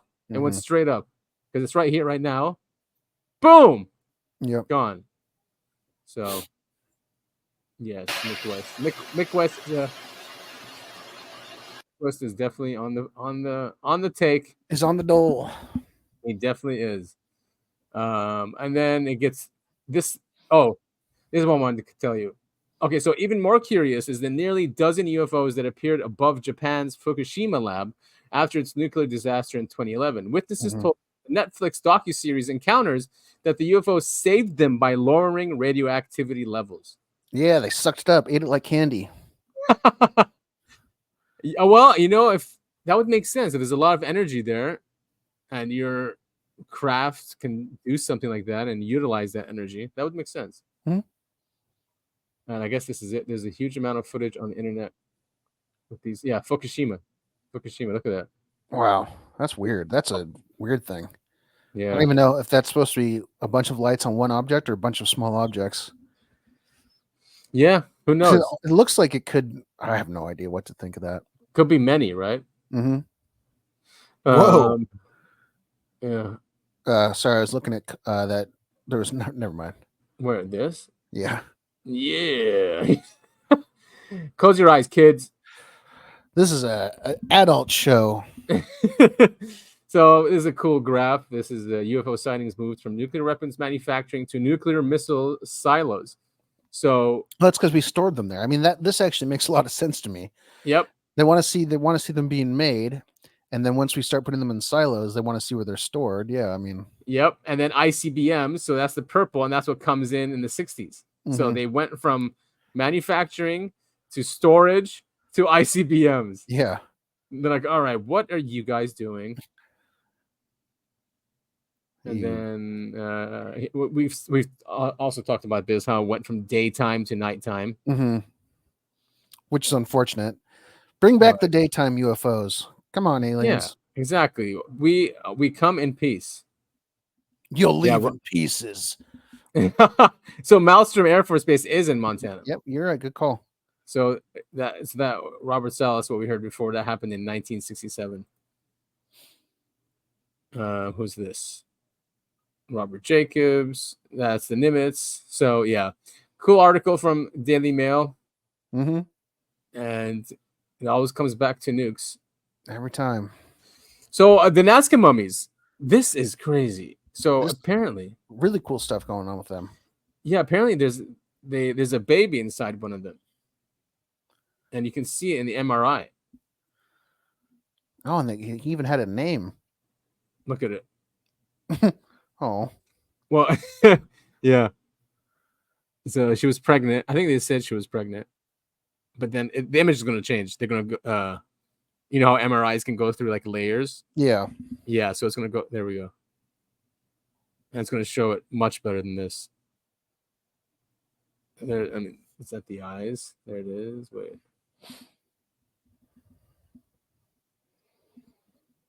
There. Look at that. You can see the skeleton. Man, that's so weird. especially that it would stay in there for that long. Look at that. Well, bones take. I mean, I'm assuming all the tissue composed, but the bones don't. That's why we always run across skeletons and stuff. Eventually, eyes. they do, as long as it's preserved. And it seems like the Nazca mummies were somewhat Yeah. preserved. Right. But you can see its eyes and the big head. Mm-hmm. Well, the eye sockets, anyway. Yeah, the eye sockets. So I mean, they've done a lot of science to these things, and yeah, and no one has debunked this yet. There's a lot of they just lie. They just say, "Oh, it's a hoax. It's bullshit." Yeah, the skeptics are just skeptics to be skeptic. I mean, they don't have any. They don't have any proof saying it's fake. No. They just go, "Oh, this isn't real," and you say, "Well, how is it not real?" And they just go, "Well, it's just not. You can't. There's a you lot can't of prove science. a thing that's not true or something like that." Yeah, so she's definitely pregnant. Meet Raphael, unborn baby of Montserrat. Note that the baby is also tridactyl. Tridactyl? Does that mean three-fingered? Maybe. I'm trying to remain open-minded here, but the more I see, the more I believe. If this is a hoax, it's the greatest of all time. However, instead, I'm starting to believe we are truly seeing the greatest discovery, if all time. But I may be wrong. I mean, and didn't we cover this last week? Or wow, There was something else with the Nazca. Oh yeah, about there was a book written about like CIA. That's what it was. Yeah. And with the CIA showing interest, that means there's some absolute truth to this. Yeah, wow. They're going to go get these things. Technology is pretty freaking wild that they can do a 3D rebuild of this just based on an MRI. It is nuts. It really is. Science is the science. Yeah, look at that thing. Yeah, wow. You can definitely see a skeleton. There's its ribs. Wow. I mean, who would go to these lengths for a hoax? Right. I to be honest, I thought it was bullshit, but I'm seeing a lot more stuff, and they're bringing in like real scientists into it. Right.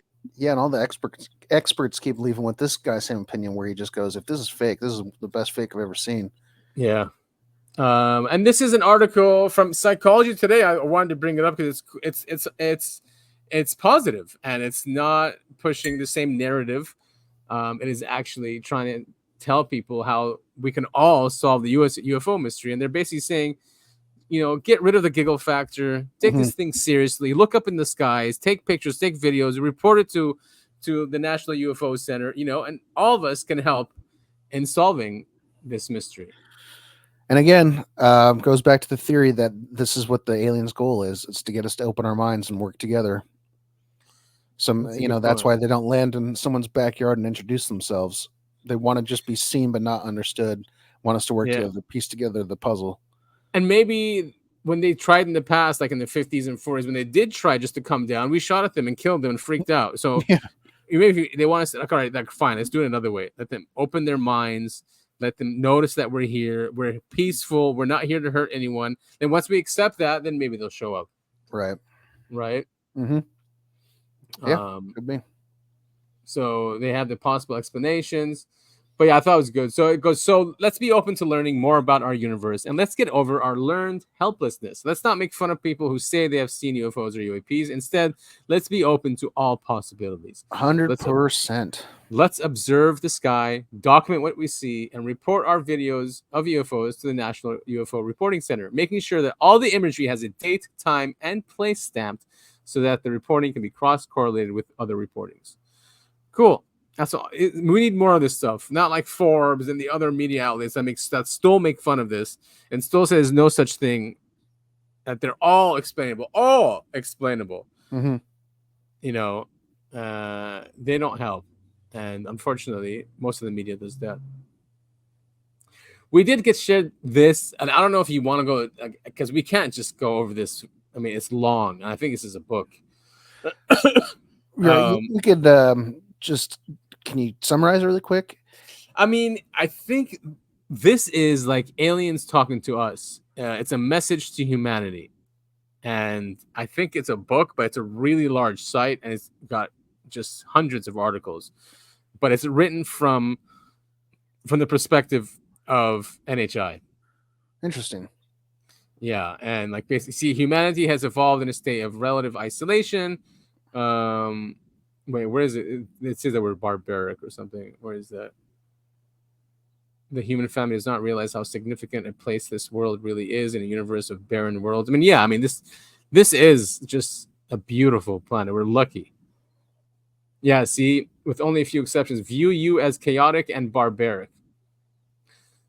I mean, we know that about ourselves. Oh yeah. So this is a discourse. Now, a human could have written this. I think a human did write this. Yeah, right. So I don't really like these kind of channeled material, if you like to call it that. I don't know. If anything, I think this is just a interesting creative writing exercise. I don't know if it's channeled or anything like that. I think it's just, yeah, someone with insights, better insights, maybe more down to earth insights. Right. Like here, like they are not here to destroy you, but to use you, for they cannot live in this world. So they need you to work for them. Oh, okay, never mind. So it's not a positive thing. And they will promise you anything, and they will assure you that you yourselves cannot solve your problems in order to gain this power and influence over you. Now, there's a lot of like messaging, the same kind of messaging from religions saying that, we have to work the soil, and you know what I mean? Like we can't. That's humanity's because of our original sin, that we have to work the earth, and that life is going to be difficult because of that. So I see that. This is how a small group of resource explorers could overtake the entire human family without the use of force. They will prey upon your conflicts and your inability to resolve these conflicts, emphasizing that they, more than you, have the power and the capability to meet the growing needs of humanity. This, of course, will persuade and induce many people as humanity loses confidence in itself, in its leaders, and its institutions. This will create a vacuum of confidence, which can easily be filled by the intervention that exists in the world today. Interesting. I mean, it makes sense if things are chaotic that someone's going to try to be our savior. Right, of course. That's always how it works. And if they look human, I guess it makes it easier. Yep. So, I mean, this is a long read. To be honest, I did not read it, but we did have someone share this with us on X.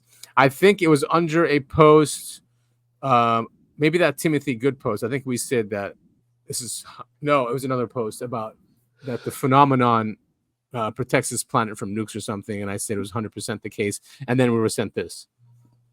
Well, cool. We always like it when our listeners interact with us, no matter in what form. So please, if you have something you want us to see or get our eyes on or do some research on, always, shoot us a message on social media. Yeah, and maybe we can bring someone on that knows more about this. Like, I guess the person that sent this to us. But so God is in here. So God knows what humanity is facing with the greater community. All right. So is this saying that aliens are demons? Possibly. I don't know. This is long, and I have seen this site before, and each one of these are like thousands of words each. Right. So look at that. Volume 2, Volume 3, Volume 4. It's a huge website. Could this be the one world religion? Anyway, the whole thing seems to be called Contact with Intelligent Life in the Universe. Yes. And it's most likely a bunch of books. You can listen to it too. Sweet. Oh, that's easy. All right, cool. Moving along. You shared Unanswered Oddities, AI generated TV show. It's getting nuts. It is getting nuts. I just thought this was can do this. Weird and funny, but yeah, it is. I don't know. AI is coming far and fast. I mean, now you don't even need a studio and cameras and actors and writers. I mean, It's just one person interacting with an AI algorithm. Setting everything up, setting the scenes up, and then probably scene by scene setting up the AI generated images and the voices too, the different voices. So yeah, let's take a listen now. And we're still in the beginning of AI. So I don't even know what the future is going to be. On tonight's episode of Unanswered Oddities, humans, are they real or just a youngling's fairy tale? Humans have been a great mystery of our time. These creatures of lore supposedly ate potatoes and enjoyed sleep. They're thought to be long extinct, if they ever existed at all. But recent sightings all across the world have drummed up the debate once again. Rural Morgmog, 2 hours outside of Deedle. A hiker claims to have seen a human. So yeah, it was a Tuesday night. I had just gotten home from spitting. I went out for my midnight lurk. You know, I was just being creepy and weird, and that's when I saw it. It was a human. You could tell by the knees. I've seen them in the historical books, and it was just standing there, listening to sounds. I thought I might die. I was called to the scene around midnight. Mr. Fugsnuck was in a panic. I searched the area for humans, but only found a toothbrush. We don't know much about humans, other than they were most likely wildly stupid creatures. We do believe they did some cool things, though, like super sweet water sports. The current prevailing theory is that humanity was wiped off the planet by what were called escalators. One by one, each human slowly sucked into the moving stairs, taken out by their own dumb invention. It would have been quite the sight. But of course not everyone believes that humans existed. Humans ain't real, brother. That's a ruse made up by the monolith to distract us from the fact that they are putting plants in our food. Whether you are a believer or not, something happened to Mr. Fugsnuck that night. Now that I think about it, it could have just been a tree that I saw. It was pretty dark, and my eyes were closed, so it's hard to say. As is department policy, I fired off multiple rounds into those woods just in case there was a human.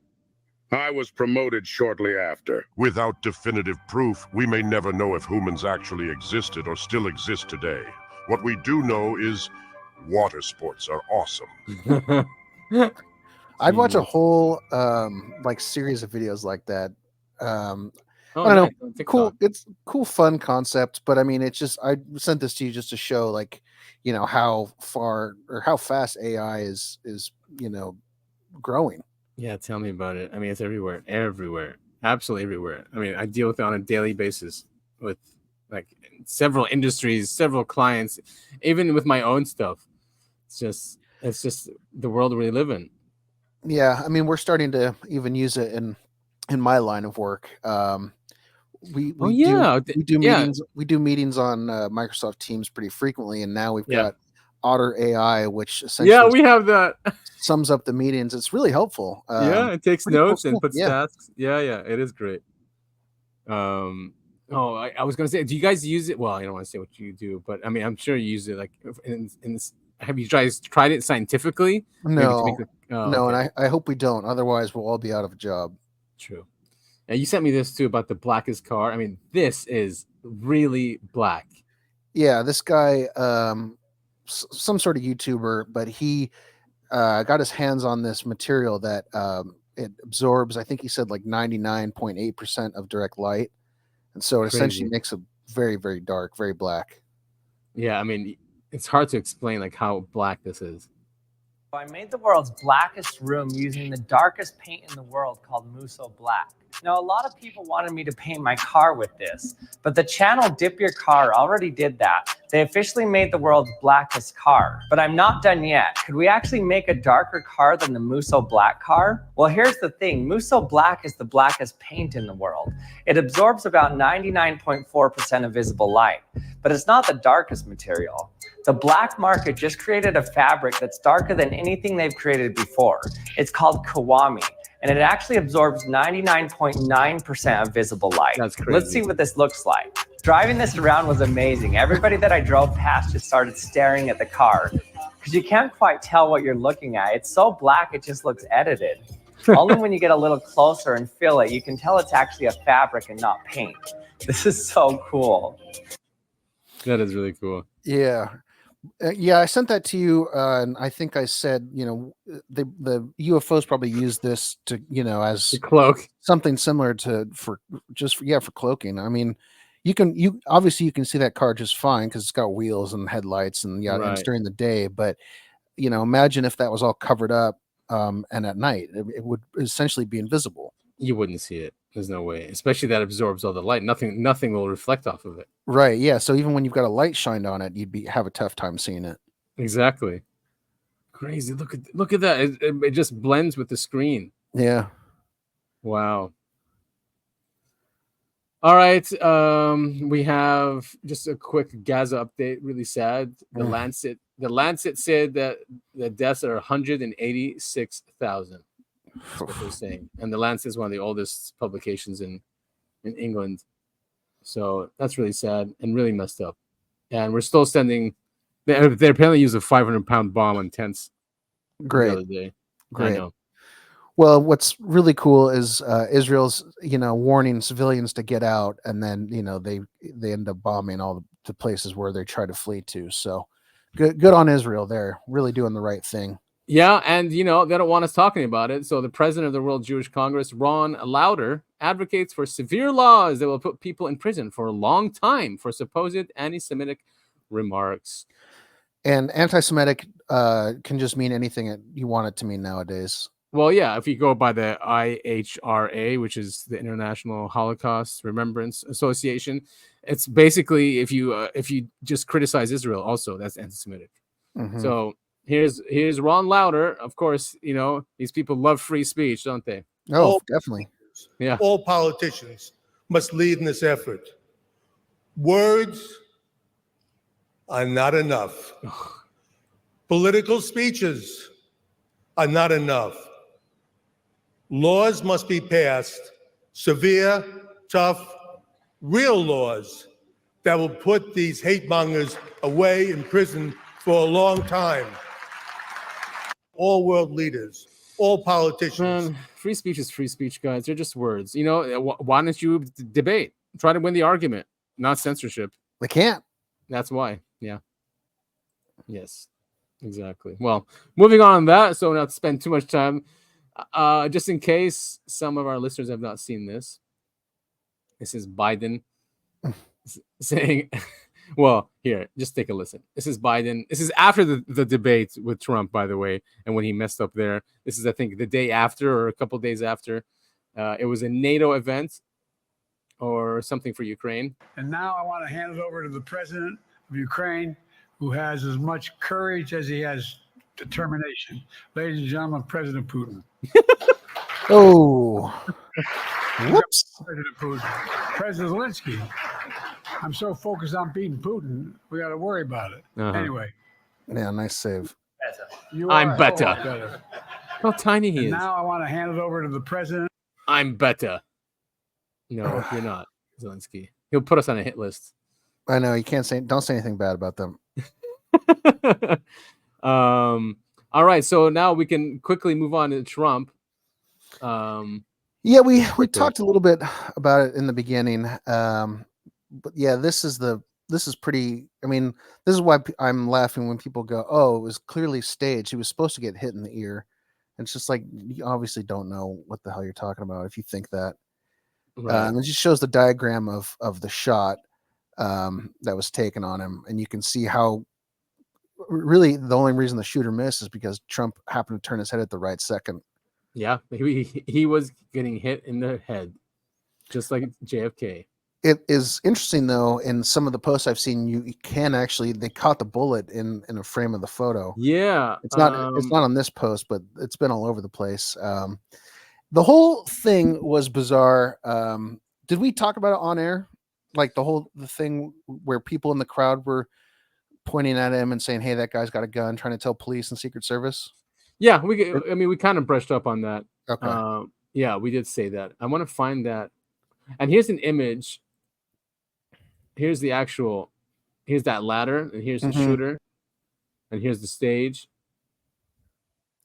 Huh. Okay. It definitely I don't think okay. I don't think it was the whole thing was a stage, but I definitely think he was set up to die because it does seem like here it is. Yeah, it does seem like the Secret Service was aware of this guy and didn't shoot until he shot. No, that's exactly what happened. They did not shoot unless he shot. And here's that turn again. But I want to see the one with here's where they cover him. Do you want to show this to just in case our listeners haven't seen this? Everyone's probably seen it by now. It is everywhere, right? Yeah. But where's the one with the that picture of him with the American flag behind him, that's going to last for such a long time. Yeah. Anyway, so and then there is that's VLAD. Now there are some theories going around. Here's a thread. We can quickly go through it. So the media wants you obsessing about the shooter. Don't fall for it. You already said you don't care. The media will obsess over the shooter, who he is, what his party affiliation was, why he did it, etc. But he's the least important link in the chain. The conspirators will have made sure he's a dead end, or at least ambiguous enough to cause confusion and waste resources, including your attention. The media is the conspirator's friend, not yours. Have you learned nothing over the last 8 years? While the media is flooding the zone with stories on the shooter and other meaningless drivel, this is the gigantic angle they're leaving out. The downsides for the conspirators if Trump wins the election. So, we all know Trump is a Zionist. He says he is. He loves Israel. He goes Israel, everything. But he's also strong with them. Like he doesn't just give them whatever they want. He's going to probably try and force them to do a peace. He said it too. And they don't want peace. Right. He also said he's going to force a peace in Ukraine, and they don't want that either. So nope. Even though he's a Zionist, I don't think they really want him in. They want someone like Nikki Haley in. Right. It's so weird that it always comes down to this other country. Yeah. Well, I mean, yeah. It's funny how that works. I know, right? It is funny how that works, and now it's more open than ever. Now it's just more obvious than ever too, because look at AIPAC. They every single day they just show off. 100% of our supported politicians won their dudes. How can you be there and just brag about that when you're right? Just blatantly interfering in our elections. So the same thing. He goes, Trump is a Zionist. Yes. Trump has supported Israel. Yes. Trump has done much of their bidding. Yes. He's moved the embassy. Yes. He approved the annexation of the Golan Heights. Yes. Trump visited the wall. Yes. Trump supported partial annexation of the West Bank. Yes. Trump has taken their money. Yes. All true. But Trump has also signaled two very critical areas of non-complete support for Israel and its deep state neocon allies. And here it is. He doesn't support ongoing NATO neocon war with Russia and has signaled willingness to make a deal with Putin. He doesn't support escalating the Gaza conflict into war with Lebanon and Iran, and has signaled that while he broadly supports Israel, he doesn't necessarily support Netanyahu. And Netanyahu was the first one to congratulate Biden when that whole thing happened in 2020, and Trump even tweeted, "Fuck him." So people are saying this was basically to take him out to put in Nikki Haley, because it was 2 days before the RNC. And Nikki is a really staunch supporter of Israel, saying basically give them whatever they want, whenever they want, no questions asked. Of course. Yeah, exactly. So, I also saw it. I don't know if there's a rumor or if it's true, but I heard that Trump sent his family out of the States. Oh, really? Yeah. I haven't seen that. Mm-hmm. So again, don't confuse support for Israel with support for Netanyahu. So I love it. I love the discourse. I love people are, the CIA's trending. Sam Parker is really cool, man. He's really cool. He ran for Senate or Congress or something. But he's a great activist. He's got a lot of followers. He's really smart. He's funny. Well, good. We need more like him in Congress, quite frankly. Absolutely. And that's what these guys are pushing for too. I'm aware of the allegations that the shooter is Jewish. That may become an important element that will end up aligning with this thesis. Stay tuned. Yeah, that's an interesting note right there. Hold on, scroll up to the one right before that. Right there. If this had merely been a leftist plot, they would have waited until after the convention. They tried to take Trump out before the convention in order to install someone else, probably Nikki Haley. Read this thread. Yeah. Yep. Nikki Haley. They love her because the donors were with her before until she gave up or conceded to Trump, and then they moved over to Trump. But they obviously know that Trump is going to stand his ground, and we know that he likes peace more than the others. Right. Man, it's going to get crazy. It is going to get nuts. This election, I hope it doesn't get worse like you said it was going to get. Well, I mean, there's nowhere to go but better from here. That's not true. It could get a whole lot worse. But I mean, what, they're going to try again to do another assassination? Because I think they tried to poison him once also. I mean, I don't know. I mean, the guy wasn't just found with a gun. He had bombs in his car and where he lived too. I mean, he was planning on killing.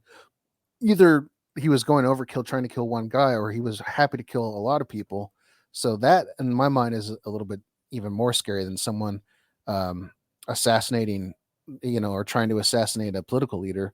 It's killing a bunch of people that support him. I mean, that puts everyone up in arms, even more so, I think. Yeah. I still can't believe what happened yesterday. I know. It's so nuts. It is absolutely nuts. Anyway, we'll see what the next coming months hold when we get up to the election. Hopefully it stays low key. Remember, everyone in your day-to-day, every day around you may disagree on some things, but 99.9% of the time their beliefs align with yours. They trying to feed themselves, feed their families, save something for retirement, live somewhere nice, all those things. Yeah. They want to be safe. They want to be free. They want to be peaceful. Most people they don't seek out violence, or they don't want to take over or control people's lives. Unfortunately, people in charge of the planet are control freaks and psychopaths and sociopaths, and they want to control every aspect of your life. Well, and that's how you get to the top. I mean, what was that study they did a number of years ago where they looked at all the CEOs of major companies, and like the vast majority of them were sociopaths? Yeah. Yeah, I remember that one. Yeah. I mean, if you want to get to the top, you have to be ruthless, unfortunately. That's the way our world is designed. What do they say? Dog eat dog world? Dog eat dog world, yeah. So I mean, but Trump will be good for disclosure. I mean, all the other disclosure efforts started coming out in 2017 when he came in, and then his head of DNI also was open with that. The head of DIA also, she was open about UFOs, and she said some of them could be extraterrestrial. She said that. It only started clamping down again when Biden came back in, which is the deep state. And I hope this podcast doesn't get canceled. This was if we get canceled, we'll just move to a new platform, or we'll start another podcast with different fake names. Yeah, exactly. The good news about podcasts is that RSS feeds cannot be censored, and that's why they made it that way. So while Apple or Spotify can take you off, if you have a website that you host your podcast on and it has an RSS feed, there are so many apps they can just put in the RSS feed and you have the whole show. So that's the great thing about it. Awesome. Yeah, we can always go out somewhere else. Well, and before we do get canceled, and people want to find us on social media, where should they look? Well, we're only on X, and that's because if we add other social programs, we just don't have the time to manage them.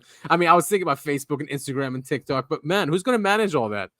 Once we have enough fans that they feel the need that we need a Facebook page or God forbid a subreddit, we'll let the fans take care of it. We don't exactly. That's a good point. Hey, fans, feel free. You guys want to open up a fan page for us or something? Yeah. Feel free to cut clips that are good, funny, informative. Share those. It'll be great. But yeah, just to get back on subject, we are on X. Our Uncovering Anomalies podcast the handle is UAP the podcast on X. I'm at Breakaway Civil, and Topher is at Topher It All. So both of us are there. Hit us up, follow us, send us requests or stuff we should cover. Let us know how we're doing. And you can find us on all major podcasting platforms and all video platforms, mostly the big ones. So hi Rumble, hi BitChute, and hi YouTube. Hi. And yeah, that's about it. I mean, we're at episode 80 now. It's no joke. Episode 80 of the Uncovering Anomalies podcast. Woo! Thank you all so much for sticking with us all these episodes and continuing to listen to us for the next 80,000 episodes. That is I Have a Need to Know, Adam. Yeah. And I am the trademarked Topher. Thank you, everyone. And we'll see you all next week. Yep, next week.